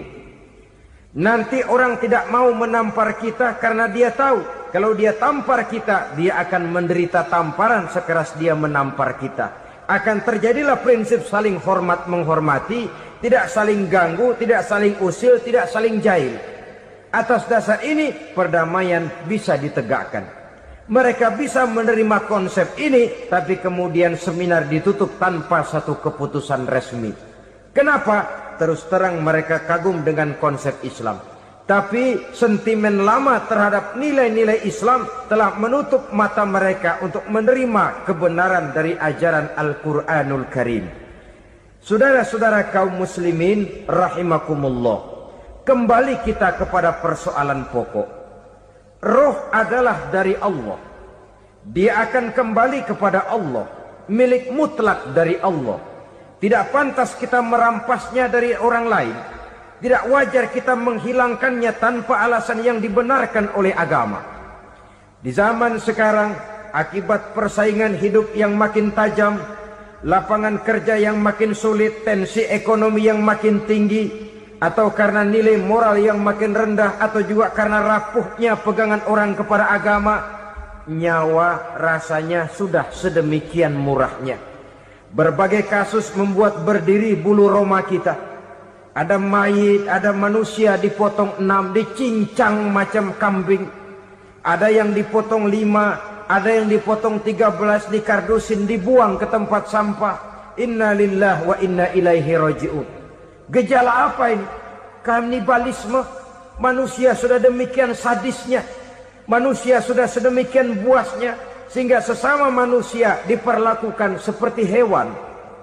Padahal hewan sendiri belum pernah macan makan macan, bagaimanapun buasnya macan. Belum pernah serigala memakan serigala, bagaimanapun brutalnya serigala. Tetapi manusia makan manusia di zaman sekarang kadang jadi kenyataan dalam kehidupan kita. Kadang persoalannya remeh saja. Soal uang 200 perak, pisau bicara, nyawa melayang. Soal rokok sebatang, celurit bicara, nyawa melayang. Soal-soal yang sama sekali tidak prinsip, begitu mudah kita menghilangkan nyawa orang lain.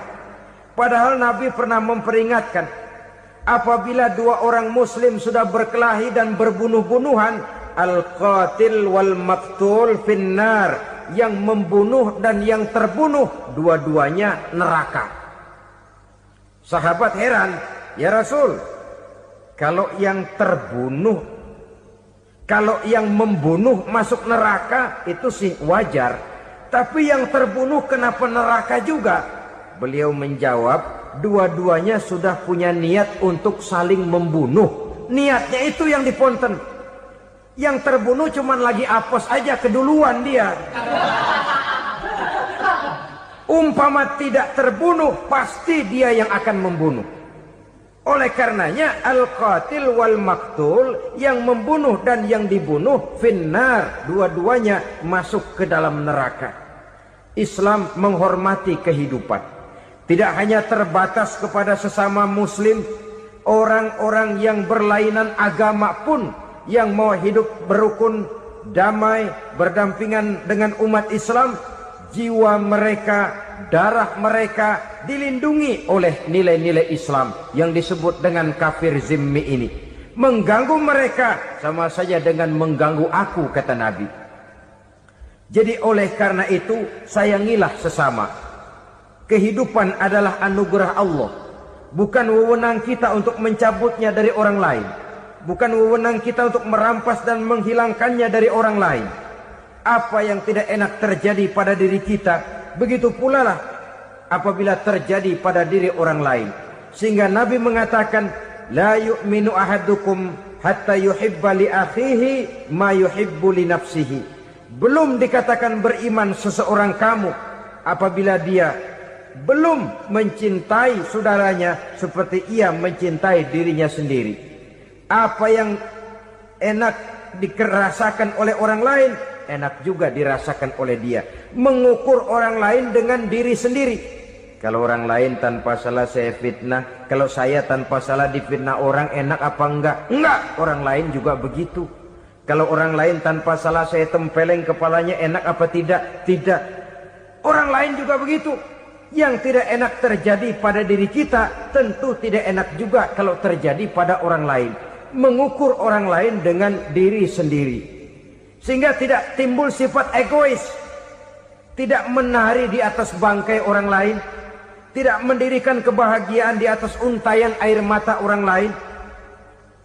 Sehingga dengan demikian, saudara-saudara, dia bisa menghormati kehidupan, menghormati orang lain sebagaimana dia ingin dihormati.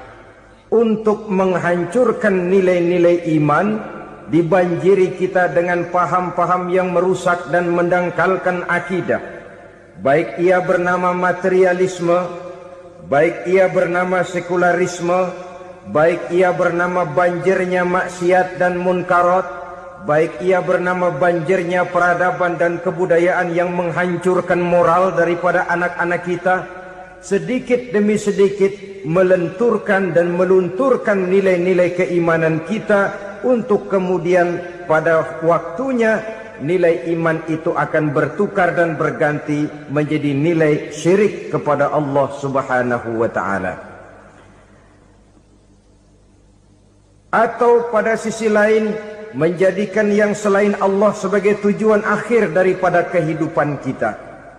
Sedangkan kita sama-sama maklum bahwa di dalam pandangan agama Islam, dosa yang tidak berampun, dosa yang terbesar, termasuk dalam kategori bapak moyangnya dosa, tidak lain adalah syirik, yakni menyekutukan Allah Subhanahu wa ta'ala. Pola penghancuran iman ini memang berstrategi. Ditawarkan kita kepada paham materialisme, paham kebendaan, di mana otak menempati urutan sebagai ranking pertama, Tuhan jatuh pada urutan kedua. Lalu menyusul kepada paham sekularisme, Allah dipisahkan dari seluruh kegiatan hidup ini, untuk pada gilirannya menjadikan yang selain Allah sebagai tujuan akhir daripada seluruh kegiatan hidup kita. Oleh karenanya, kewajiban menjaga nilai-nilai iman ini merupakan kewajiban yang mulia tetapi berat. tidak hanya untuk kita, tetapi juga bagaimana mewariskannya kepada anak-anak kita, generasi yang akan datang. Orang-orang tua bijaksana yang diceritakan di dalam Al-Quran, kalau sudah berpikir tentang anak-anaknya, pertanyaan yang paling mereka risaukan ialah, ma ta'buduna min ba'di. Anakku, kalau pada satu saat aku, ayahmu sudah tidak ada lagi di dunia ini, meninggalkan kamu semua, ma ta'buduna min ba'di, apa yang akan kamu sembah nak? Jikalau sekarang ayahmu masih mau ke masjid, masih mau melakukan rukuk dan sujud, masih beribadah menyembah Allah Subhanahu wa ta'ala, kalau orang tuamu sudah tidak ada, ma ta'buduna min ba'di, masihkah engkau mau datang ke masjid? Masihkah engkau mau rukuk dan sujud? Masihkah engkau mau menyembah Allah Subhanahu wa ta'ala? Pertanyaan ini yang dipikirkan oleh Nabi Yakub kepada putra-putranya. Pertanyaan ini yang diteruskan oleh Nabi Ibrahim kepada anak-anaknya. Pertanyaan ini yang diwariskan oleh generasi ulama salafus saleh kepada para generasi berikutnya. Bagaimana kita generasi sekarang? Kita orang-orang tua sekarang bukan berfikir ma ta'buduna min ba'di, malah yang kita fikirkan ma ta'kuluna min ba'di. Kalau bapak tidak ada nanti kamu makan apa nak? Perkara kamu nyembah apa, urusan nomor 18. Yang penting kamu nanti hidup bisa makan nak. Maka kita sibuk mewariskan harta kepada anak-anak kita. Kita sibuk mewariskan kebun dan tanah kepada anak-anak kita. Kita sibuk mewariskan pabrik kepada anak-anak kita, sementara kita lupa mewariskan intan yang paling mahal, mewariskan mutiara yang paling berharga, yaitu nilai iman kepada Allah Subhanahu wa ta'ala.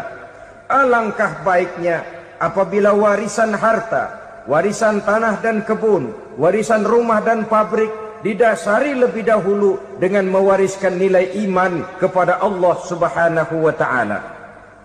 Sebagai orang-orang tua, kita boleh bersedih kalau anak kita tidak mengerti komputer. Kita boleh bersedih kalau anak kita tidak mengerti matematika.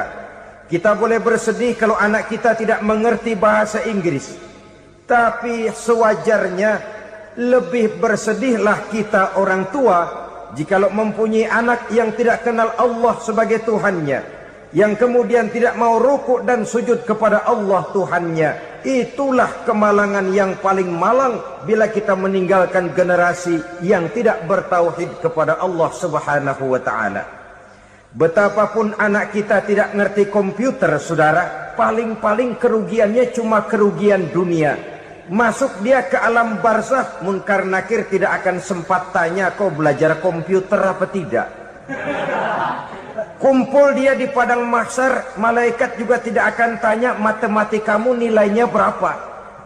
Yang ditanya kau kenal Allah, kau rukuk dan sujud kepadanya, kau pernah datang ke masjid.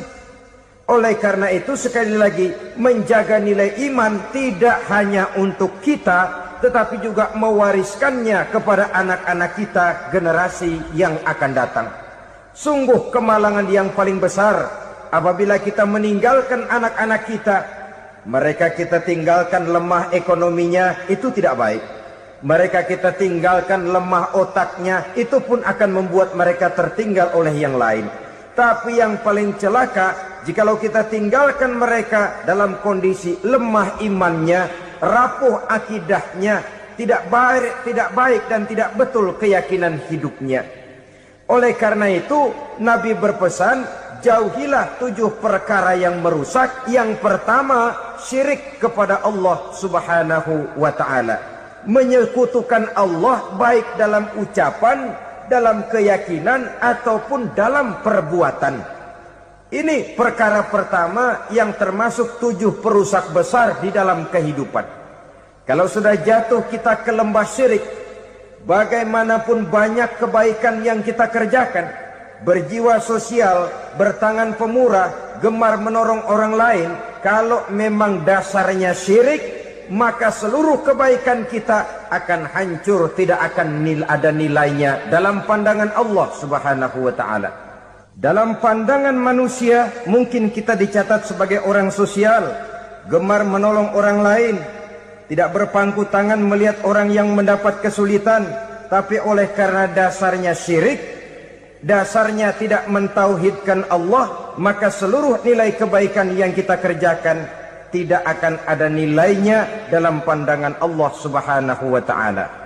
Maka jagalah iman kita jangan sampai dihinggapi penyakit syirik yang bagaimana kecilnya sekalipun. Sekali lagi, baik syirik dalam bentuk ucapan, syirik dalam bentuk keyakinan, sampai kepada syirik dalam bentuk perbuatan, kita berhindar kepada sifat-sifat yang sedemikian itu. Karena apa? Dalam satu ayat Quran Allah Subhanahu wa taala menjelaskan, innallaha la yaghfiru ayyushraka bih wa yaghfiru ma duna dzalika liman yasha. Allah tidak akan memberi ampun kepada orang-orang yang menyekutukannya, tapi Allah masih mau memberikan ampun kepada dosa-dosa yang selain itu bagi orang-orang yang dikehendakinya. Dosa selain syirik, apabila kita bertaubat, Allah masih mau mengampuni. Tapi kalau sudah jatuh ke tempat syirik, itu sudah dosa yang tidak berampun. Taubatnya tidak lain melepas syirik, kembali kepada tauhid, berkeyakinan bahwa hanya ada Allah Subhanahu wa taala, Tuhan satu-satunya yang lam yalid wa lam yulad wa lam yakul lahu kufuwan ahad. Tidak beranak, tidak pula diperanakkan, dan tidak satupun yang dapat menyerupai Tuhan Allah Subhanahu wa taala. Saudara-saudara kaum muslimin rahimakumullah, bahwa kita di zaman sekarang memang tidak menyembah berhala, ya. Bahwa kita tidak berterang-terangan mengatakan Tuhan lebih dari satu, memang. Bahwa kita tidak berkeyakinan Tuhan itu punya anak atau diperanakkan, tentu. Tapi dalam perbuatan dan i'tiqad, kita kadang-kadang jatuh tanpa kita sadari ke tempat yang bernama syirik ini. Oleh karenanya, di zaman di mana teknologi makin canggih, di mana kemajuan pembangunan makin menjangkau berbagai aspek kehidupan, diperlukan keseimbangan antara kemajuan fisik material dengan kemajuan mental spiritual.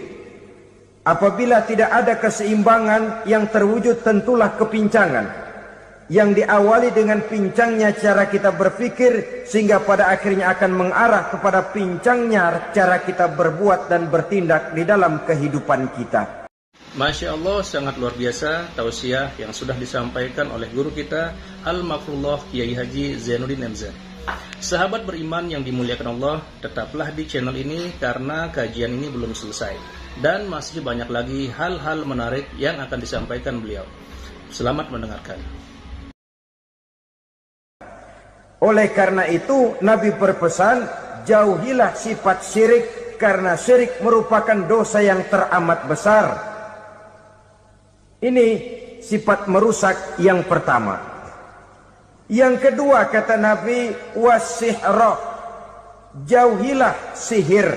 Sihir ini juga termasuk perkara yang merusak kehidupan. Kita semua sama-sama maklum bahwa sihir sebenarnya bukan persoalan baru. Sejak sebelum datang Islam, sihir itu sudah ada.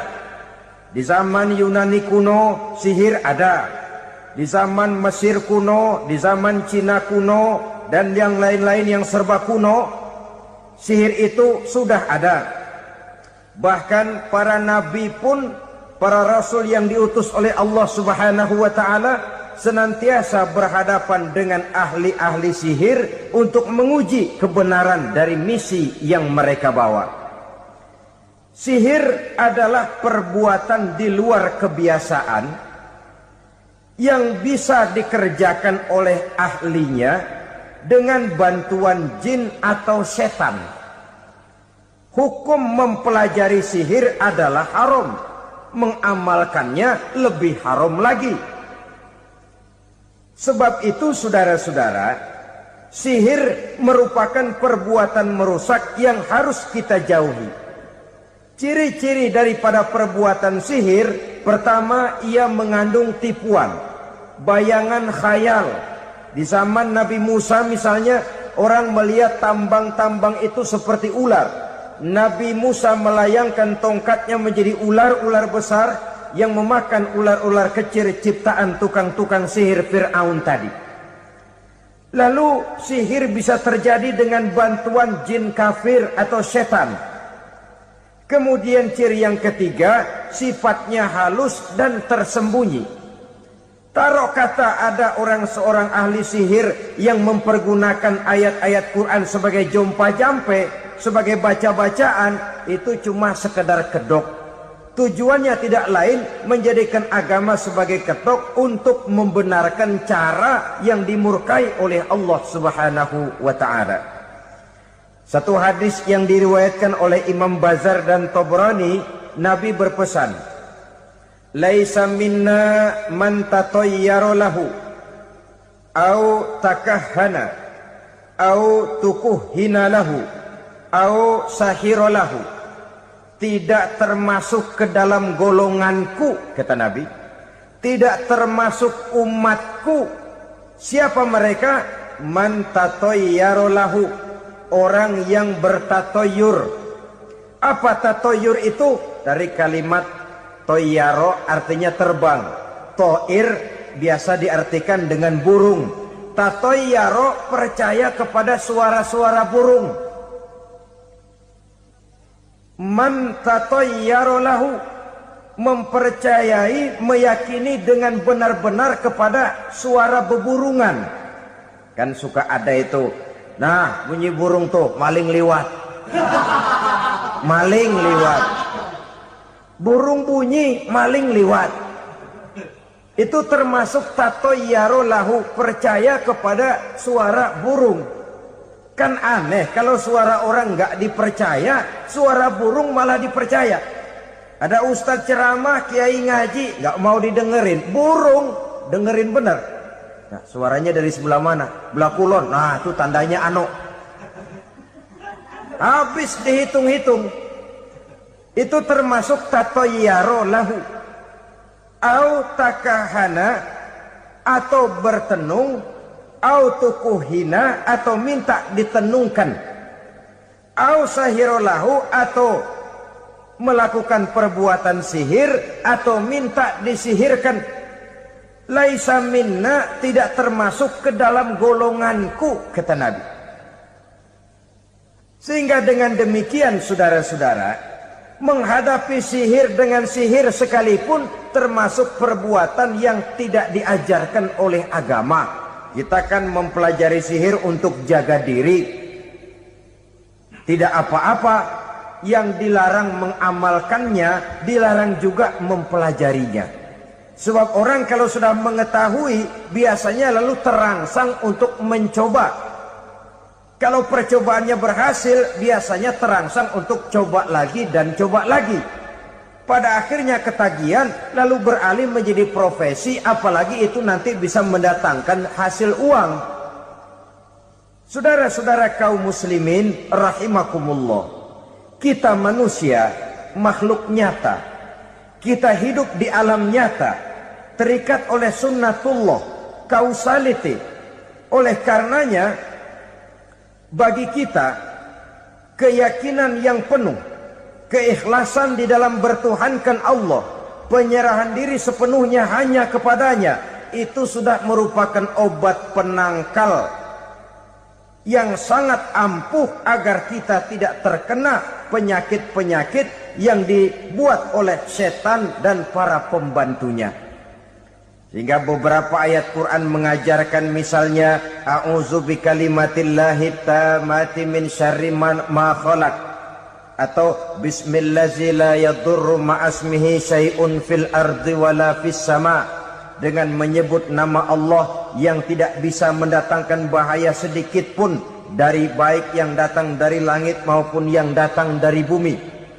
Jiwa yang kosong dari keyakinan yang penuh kepada Allah, jiwa yang penuh was-was dan ragu-ragu, itu yang mudah terserang oleh penyakit-penyakit yang dikerjakan oleh para tukang-tukang sihir, yaitu oleh setan dan seluruh para pembantunya. Kemudian hadis kedua yang diriwayatkan oleh Imam Ibnu Hibban, Nabi bersabda, la yadkhulul jannata mudminu khamrin wala mu'minu bisihrin wala qati'u rahmin. Tidak masuk surga. Ini Nabi yang bilang, tidak masuk surga. Siapa itu? Pertama, mudminu khamrin, orang yang berkekalan dalam mabuk. Selalu mudminun itu sudah menjadi perbuatan rutinnya, tidak kapok-kapoknya, teler seumur hidup. Mudminu khamrin, tidak masuk surga orang yang selalu bermabuk-mabukan. Yang kedua, wala mu'minu bisihrin, orang mukmin tapi main sihir. Ini juga oleh Nabi diperingatkan, tidak akan masuk surga orang mukmin tapi suka main sihir. Wala qati'u rahmin, dan tidak juga orang yang memutuskan silaturahmi. 3 macam manusia yang diperingatkan Nabi tidak akan masuk surga: orang yang selalu mabuk, orang mukmin yang main sihir, dan orang yang memutuskan silaturahmi. Saudara-saudara kaum muslimin rahimakumullah. Lalu orang berkata, kenapa dilarang kita bersihir? Padahal Rasul sendiri kan punya mukjizat. Nah, kita memang harus membedakan antara mukjizat dengan sihir. Dalam kehidupan agama kita kenal ada yang namanya mukjizat, ada yang namanya karomah atau keramat biasa diucapkan, ada yang namanya maunah, ada yang namanya irhas, ada juga yang namanya sihir. Kesemuanya ini berbeda, saudara-saudara. Yang dinamakan mukjizat itu khusus untuk para rasul saja. Satu kejadian luar biasa yang terjadi dilakukan oleh rasul atas izin dari Allah Subhanahu wa taala. Perbedaannya dengan sihir jelas. Sihir dari setan, mukjizat dari Allah. Sihir bisa dipelajari, mukjizat tidak. Sihir umumnya untuk maksud-maksud yang tidak baik, sedangkan mukjizat untuk memperkuat kebenaran yang disampaikan oleh para rasul dan ditentang oleh umatnya. Bahkan kafir Quraisy dahulu menganggap orang-orang ahli sihir itu berada dalam satu posisi yang hina, sehingga mereka mengatakan dan menuduh Nabi Muhammad sebagai tukang sihir. Tuduhan sebagai tukang sihir adalah tuduhan yang sangat aib dan hina. Di tengah masyarakat kufar jahiliyah, kedudukan tukang sihir dipandang sebagai kedudukan yang hina, sehingga mereka mengejek Nabi dengan sebutan tukang sihir. Jadi mukjizat hanya untuk Rasul saja. Kemudian karomah. Karomah ini asal kata dari karomah, kehormatan, kemuliaan yang diberikan Allah kepada hamba-hambanya yang rajin mendekatkan diri kepadanya. Oleh karena ketekunannya melaksanakan ibadah, Allah memberikan keistimewaan kepada orang itu, yang dengan keistimewaannya dia bisa mengerjakan yang tidak bisa dikerjakan oleh orang lain. Karomah hanya bisa dicapai dengan prestasi ibadah. Kalau sihir, mau ibadah apa enggak, asal dia belajar, bersatu dan berteman dengan setan, memenuhi persyaratan-persyaratan setan, biasanya lalu bisa. Sedangkan karomah tidak mungkin terwujud tanpa orang mendekatkan diri sedekat-dekatnya kepada Allah Subhanahu wa ta'ala. Maka kita lihat biasanya orang-orang yang punya ilmu sihir, mukanya rata-rata nggak enak dilihat. Kumuh, jauh dari air wudhu, jauh dari sujud kepada Allah, malah berteman dengan setan, menjadi pelayan-pelayannya setan. Saudara-saudara, adapun maunah, keistimewaan yang diberikan Allah kepada hamba-hambanya yang belum sampai kepada tingkat wali, tapi orang itu lebih banyak kebaikannya daripada kesalahannya.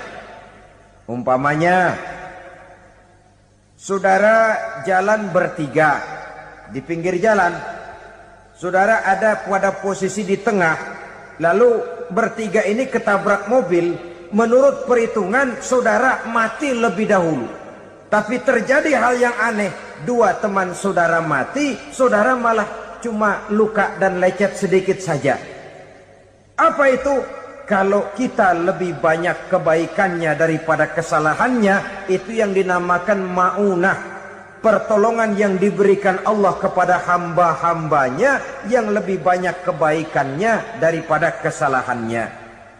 Sedangkan yang dinamakan irhas, kejadian luar biasa pada diri seseorang pada waktu dia masih kecil, yang menunjukkan tanda-tanda keistimewaannya. Itu umumnya pada para nabi pada usia kecilnya sudah ada irhas, tanda-tanda istimewa. Jelas baik mukjizat, karomah, maunah maupun irhas berbeda dengan sihir.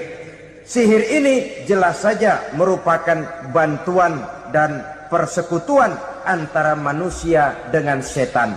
Padahal setan, kata Allah dalam Al-Quran, innahu lakum aduwwum mubin, sesungguhnya setan bagi kamu adalah musuh yang sangat jelas.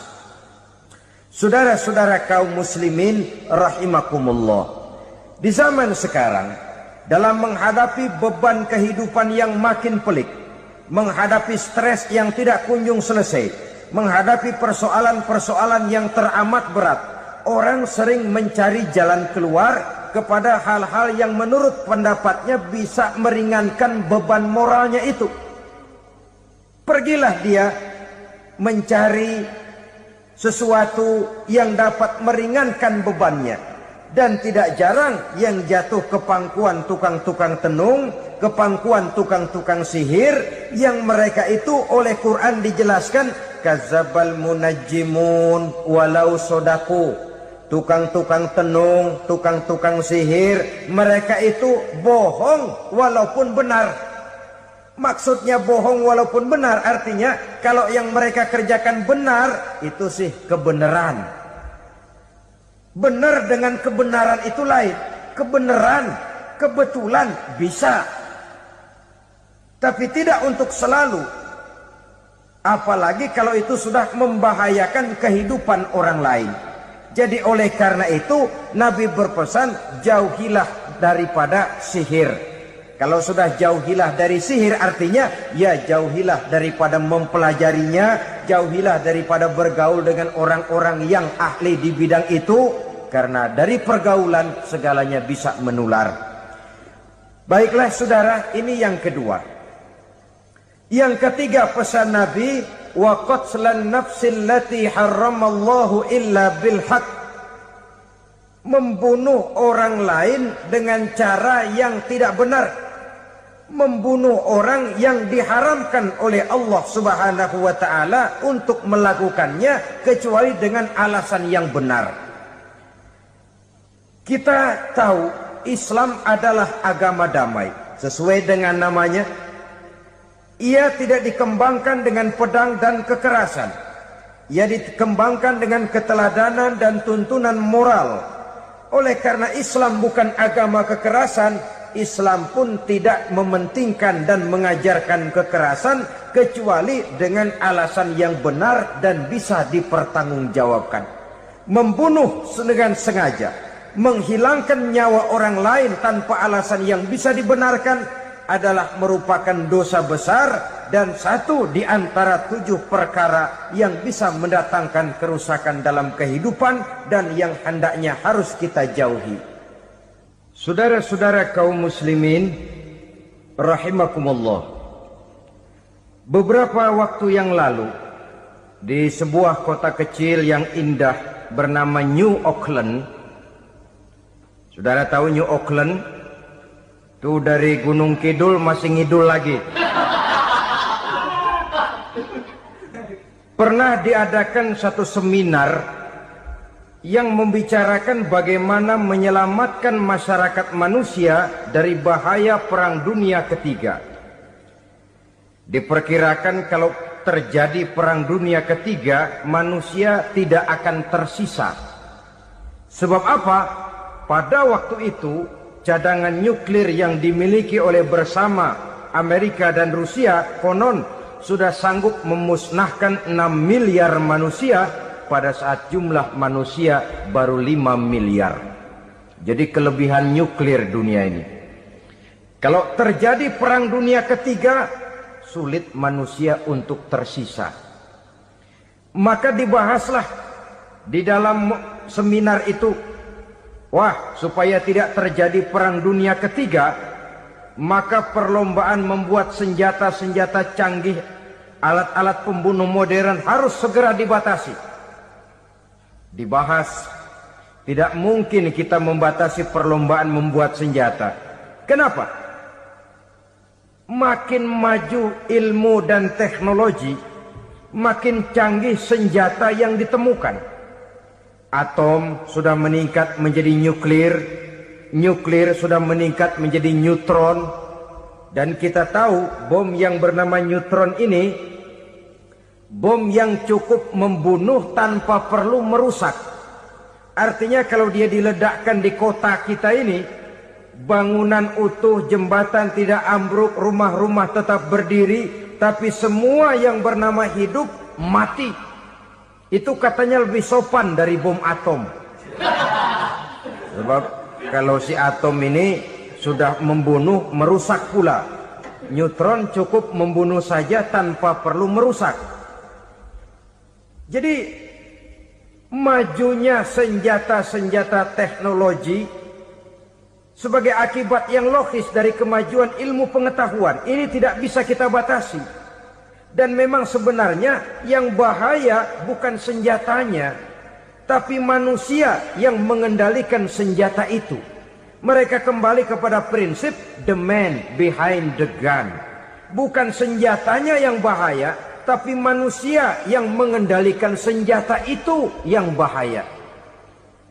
Walaupun senjatanya modern, katakanlah model M16 umpamanya, kalau yang mengendalikannya orang beriman, insya Allah aman. Tapi biar megang cuma senapan angin, kalau yang megang orang brutal, ngeri kita deket-deket. Apalagi kalau memang bukan ahlinya menggunakan senjata, bisa ngeker kaki kena jidat.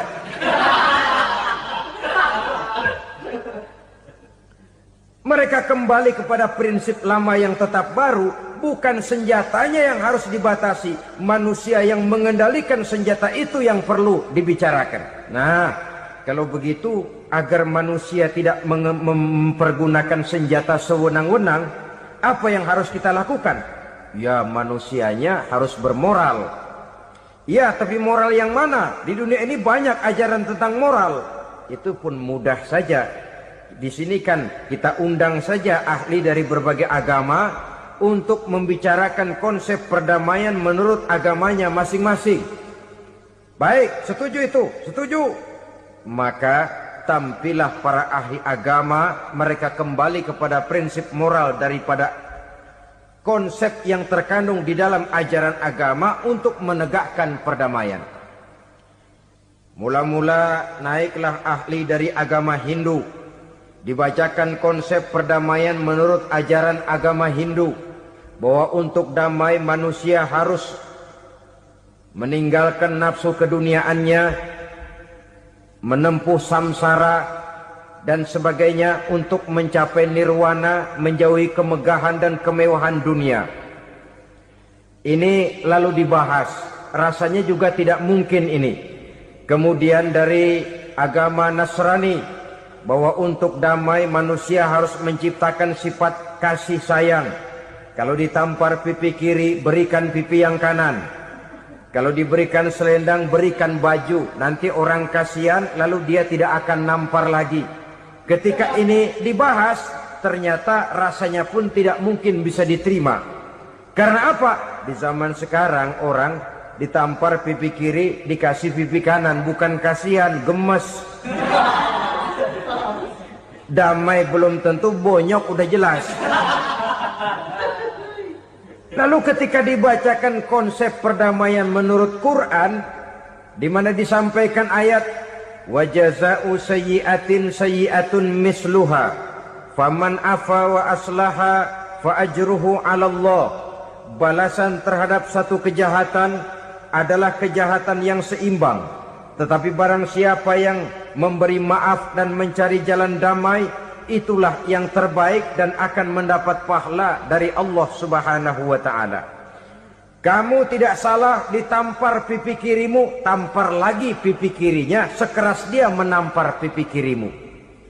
Nanti orang tidak mau menampar kita karena dia tahu kalau dia tampar kita, dia akan menderita tamparan sekeras dia menampar kita. Akan terjadilah prinsip saling hormat menghormati, tidak saling ganggu, tidak saling usil, tidak saling jahil. Atas dasar ini perdamaian bisa ditegakkan. Mereka bisa menerima konsep ini, tapi kemudian seminar ditutup tanpa satu keputusan resmi. Kenapa? Terus terang mereka kagum dengan konsep Islam, tapi sentimen lama terhadap nilai-nilai Islam telah menutup mata mereka untuk menerima kebenaran dari ajaran Al-Quranul Karim. Saudara-saudara kaum muslimin rahimakumullah, kembali kita kepada persoalan pokok. Roh adalah dari Allah. Dia akan kembali kepada Allah, milik mutlak dari Allah. Tidak pantas kita merampasnya dari orang lain. Tidak wajar kita menghilangkannya tanpa alasan yang dibenarkan oleh agama. Di zaman sekarang, akibat persaingan hidup yang makin tajam, lapangan kerja yang makin sulit, tensi ekonomi yang makin tinggi, atau karena nilai moral yang makin rendah, atau juga karena rapuhnya pegangan orang kepada agama, nyawa rasanya sudah sedemikian murahnya. Berbagai kasus membuat berdiri bulu roma kita. Ada mayit, ada manusia dipotong 6, dicincang macam kambing. Ada yang dipotong 5, ada yang dipotong 13, dikardusin, dibuang ke tempat sampah. Inna lillahi wa inna ilaihi raji'un. Gejala apa ini? Kanibalisme. Manusia sudah demikian sadisnya, manusia sudah sedemikian buasnya, sehingga sesama manusia diperlakukan seperti hewan. Padahal hewan sendiri belum pernah macan makan macan, bagaimanapun buasnya macan. Belum pernah serigala memakan serigala, bagaimanapun brutalnya serigala. Tetapi manusia makan manusia di zaman sekarang kadang jadi kenyataan dalam kehidupan kita. Kadang persoalannya remeh saja. Soal uang 200 perak, pisau bicara, nyawa melayang. Soal rokok sebatang, celurit bicara, nyawa melayang. Soal-soal yang sama sekali tidak prinsip, begitu mudah kita menghilangkan nyawa orang lain. Padahal Nabi pernah memperingatkan, apabila dua orang muslim sudah berkelahi dan berbunuh-bunuhan, al-qatil wal maktul finnar, yang membunuh dan yang terbunuh dua-duanya neraka. Sahabat heran, ya Rasul, kalau yang terbunuh, kalau yang membunuh masuk neraka itu sih wajar, tapi yang terbunuh kenapa neraka juga? Beliau menjawab, dua-duanya sudah punya niat untuk saling membunuh. Niatnya itu yang diponten. Yang terbunuh cuman lagi apes aja, keduluan dia. Umpama tidak terbunuh, pasti dia yang akan membunuh. Oleh karenanya al-qatil wal maktul, yang membunuh dan yang dibunuh finnar, dua-duanya masuk ke dalam neraka. Islam menghormati kehidupan. Tidak hanya terbatas kepada sesama muslim, orang-orang yang berlainan agama pun yang mau hidup berukun, damai, berdampingan dengan umat Islam, jiwa mereka, darah mereka dilindungi oleh nilai-nilai Islam yang disebut dengan kafir zimmi ini. Mengganggu mereka sama saja dengan mengganggu aku, kata Nabi. Jadi oleh karena itu, sayangilah sesama. Kehidupan adalah anugerah Allah. Bukan wewenang kita untuk mencabutnya dari orang lain. Bukan wewenang kita untuk merampas dan menghilangkannya dari orang lain. Apa yang tidak enak terjadi pada diri kita, begitu pula lah apabila terjadi pada diri orang lain. Sehingga Nabi mengatakan, la yu'minu ahadukum hatta yuhibba li akhihi ma yuhibbu li nafsihi. Belum dikatakan beriman seseorang kamu apabila dia belum mencintai saudaranya seperti ia mencintai dirinya sendiri. Apa yang enak dirasakan oleh orang lain, enak juga dirasakan oleh dia. Mengukur orang lain dengan diri sendiri. Kalau orang lain tanpa salah saya fitnah, kalau saya tanpa salah difitnah orang, enak apa enggak? Enggak, orang lain juga begitu. Kalau orang lain tanpa salah saya tempeleng kepalanya, enak apa tidak? Tidak. Orang lain juga begitu. Yang tidak enak terjadi pada diri kita, tentu tidak enak juga kalau terjadi pada orang lain. Mengukur orang lain dengan diri sendiri. Sehingga tidak timbul sifat egois. Tidak menari di atas bangkai orang lain. Tidak mendirikan kebahagiaan di atas untayan air mata orang lain. Sehingga dengan demikian saudara-saudara, dia bisa menghormati kehidupan, menghormati orang lain sebagaimana dia ingin dihormati. Inilah perbuatan ketiga yang merusak, membunuh orang lain dengan yang diharamkan Allah tanpa alasan yang benar. Yang ketiga. Kemudian yang keempat, perbuatan merusak wa aklar riba, makan riba. Hidup adalah tolong menolong. Bahasa kerennya take and give katanya. Saling memberi dan saling menerima. Nabi mengajarkan man kuraba kurbatan min kurabid dunya karaballahu lahu kurbatan min kurabi yaumal qiyamah. Wallahu fi aunil abdi madamal abdu fi auni akhihi. Siapa yang meringankan beban dari beban-beban yang dirita seseorang di dalam kehidupan dunia, Allah akan meringankan bebannya daripada beban-beban yang harus dipikulnya di hari kiamat nanti. Wallahu fi aunil abdi madamal abdu fi auni akhihi. Allah senantiasa akan menolong seorang hamba selama hamba itu masih mau menolong saudaranya. Allah selalu akan menolong seorang hamba selama hamba itu masih mau menolong saudaranya. Apabila kita sudah berpangku tangan terhadap kesulitan orang lain, biasanya pun pada saat kita mendapat kesulitan, kita akan sulit juga memperoleh pertolongan. Nah, riba alias renten, kedoknya adalah menolong orang, tapi sama juga bulu buntutnya dilepas, palanya dicekek. Menolong orang pada akhirnya menjadi beban bagi seseorang. Dan memang mencari orang-orang yang berada dalam posisi kesulitan. Biasanya di daerah-daerah di mana musim paceklik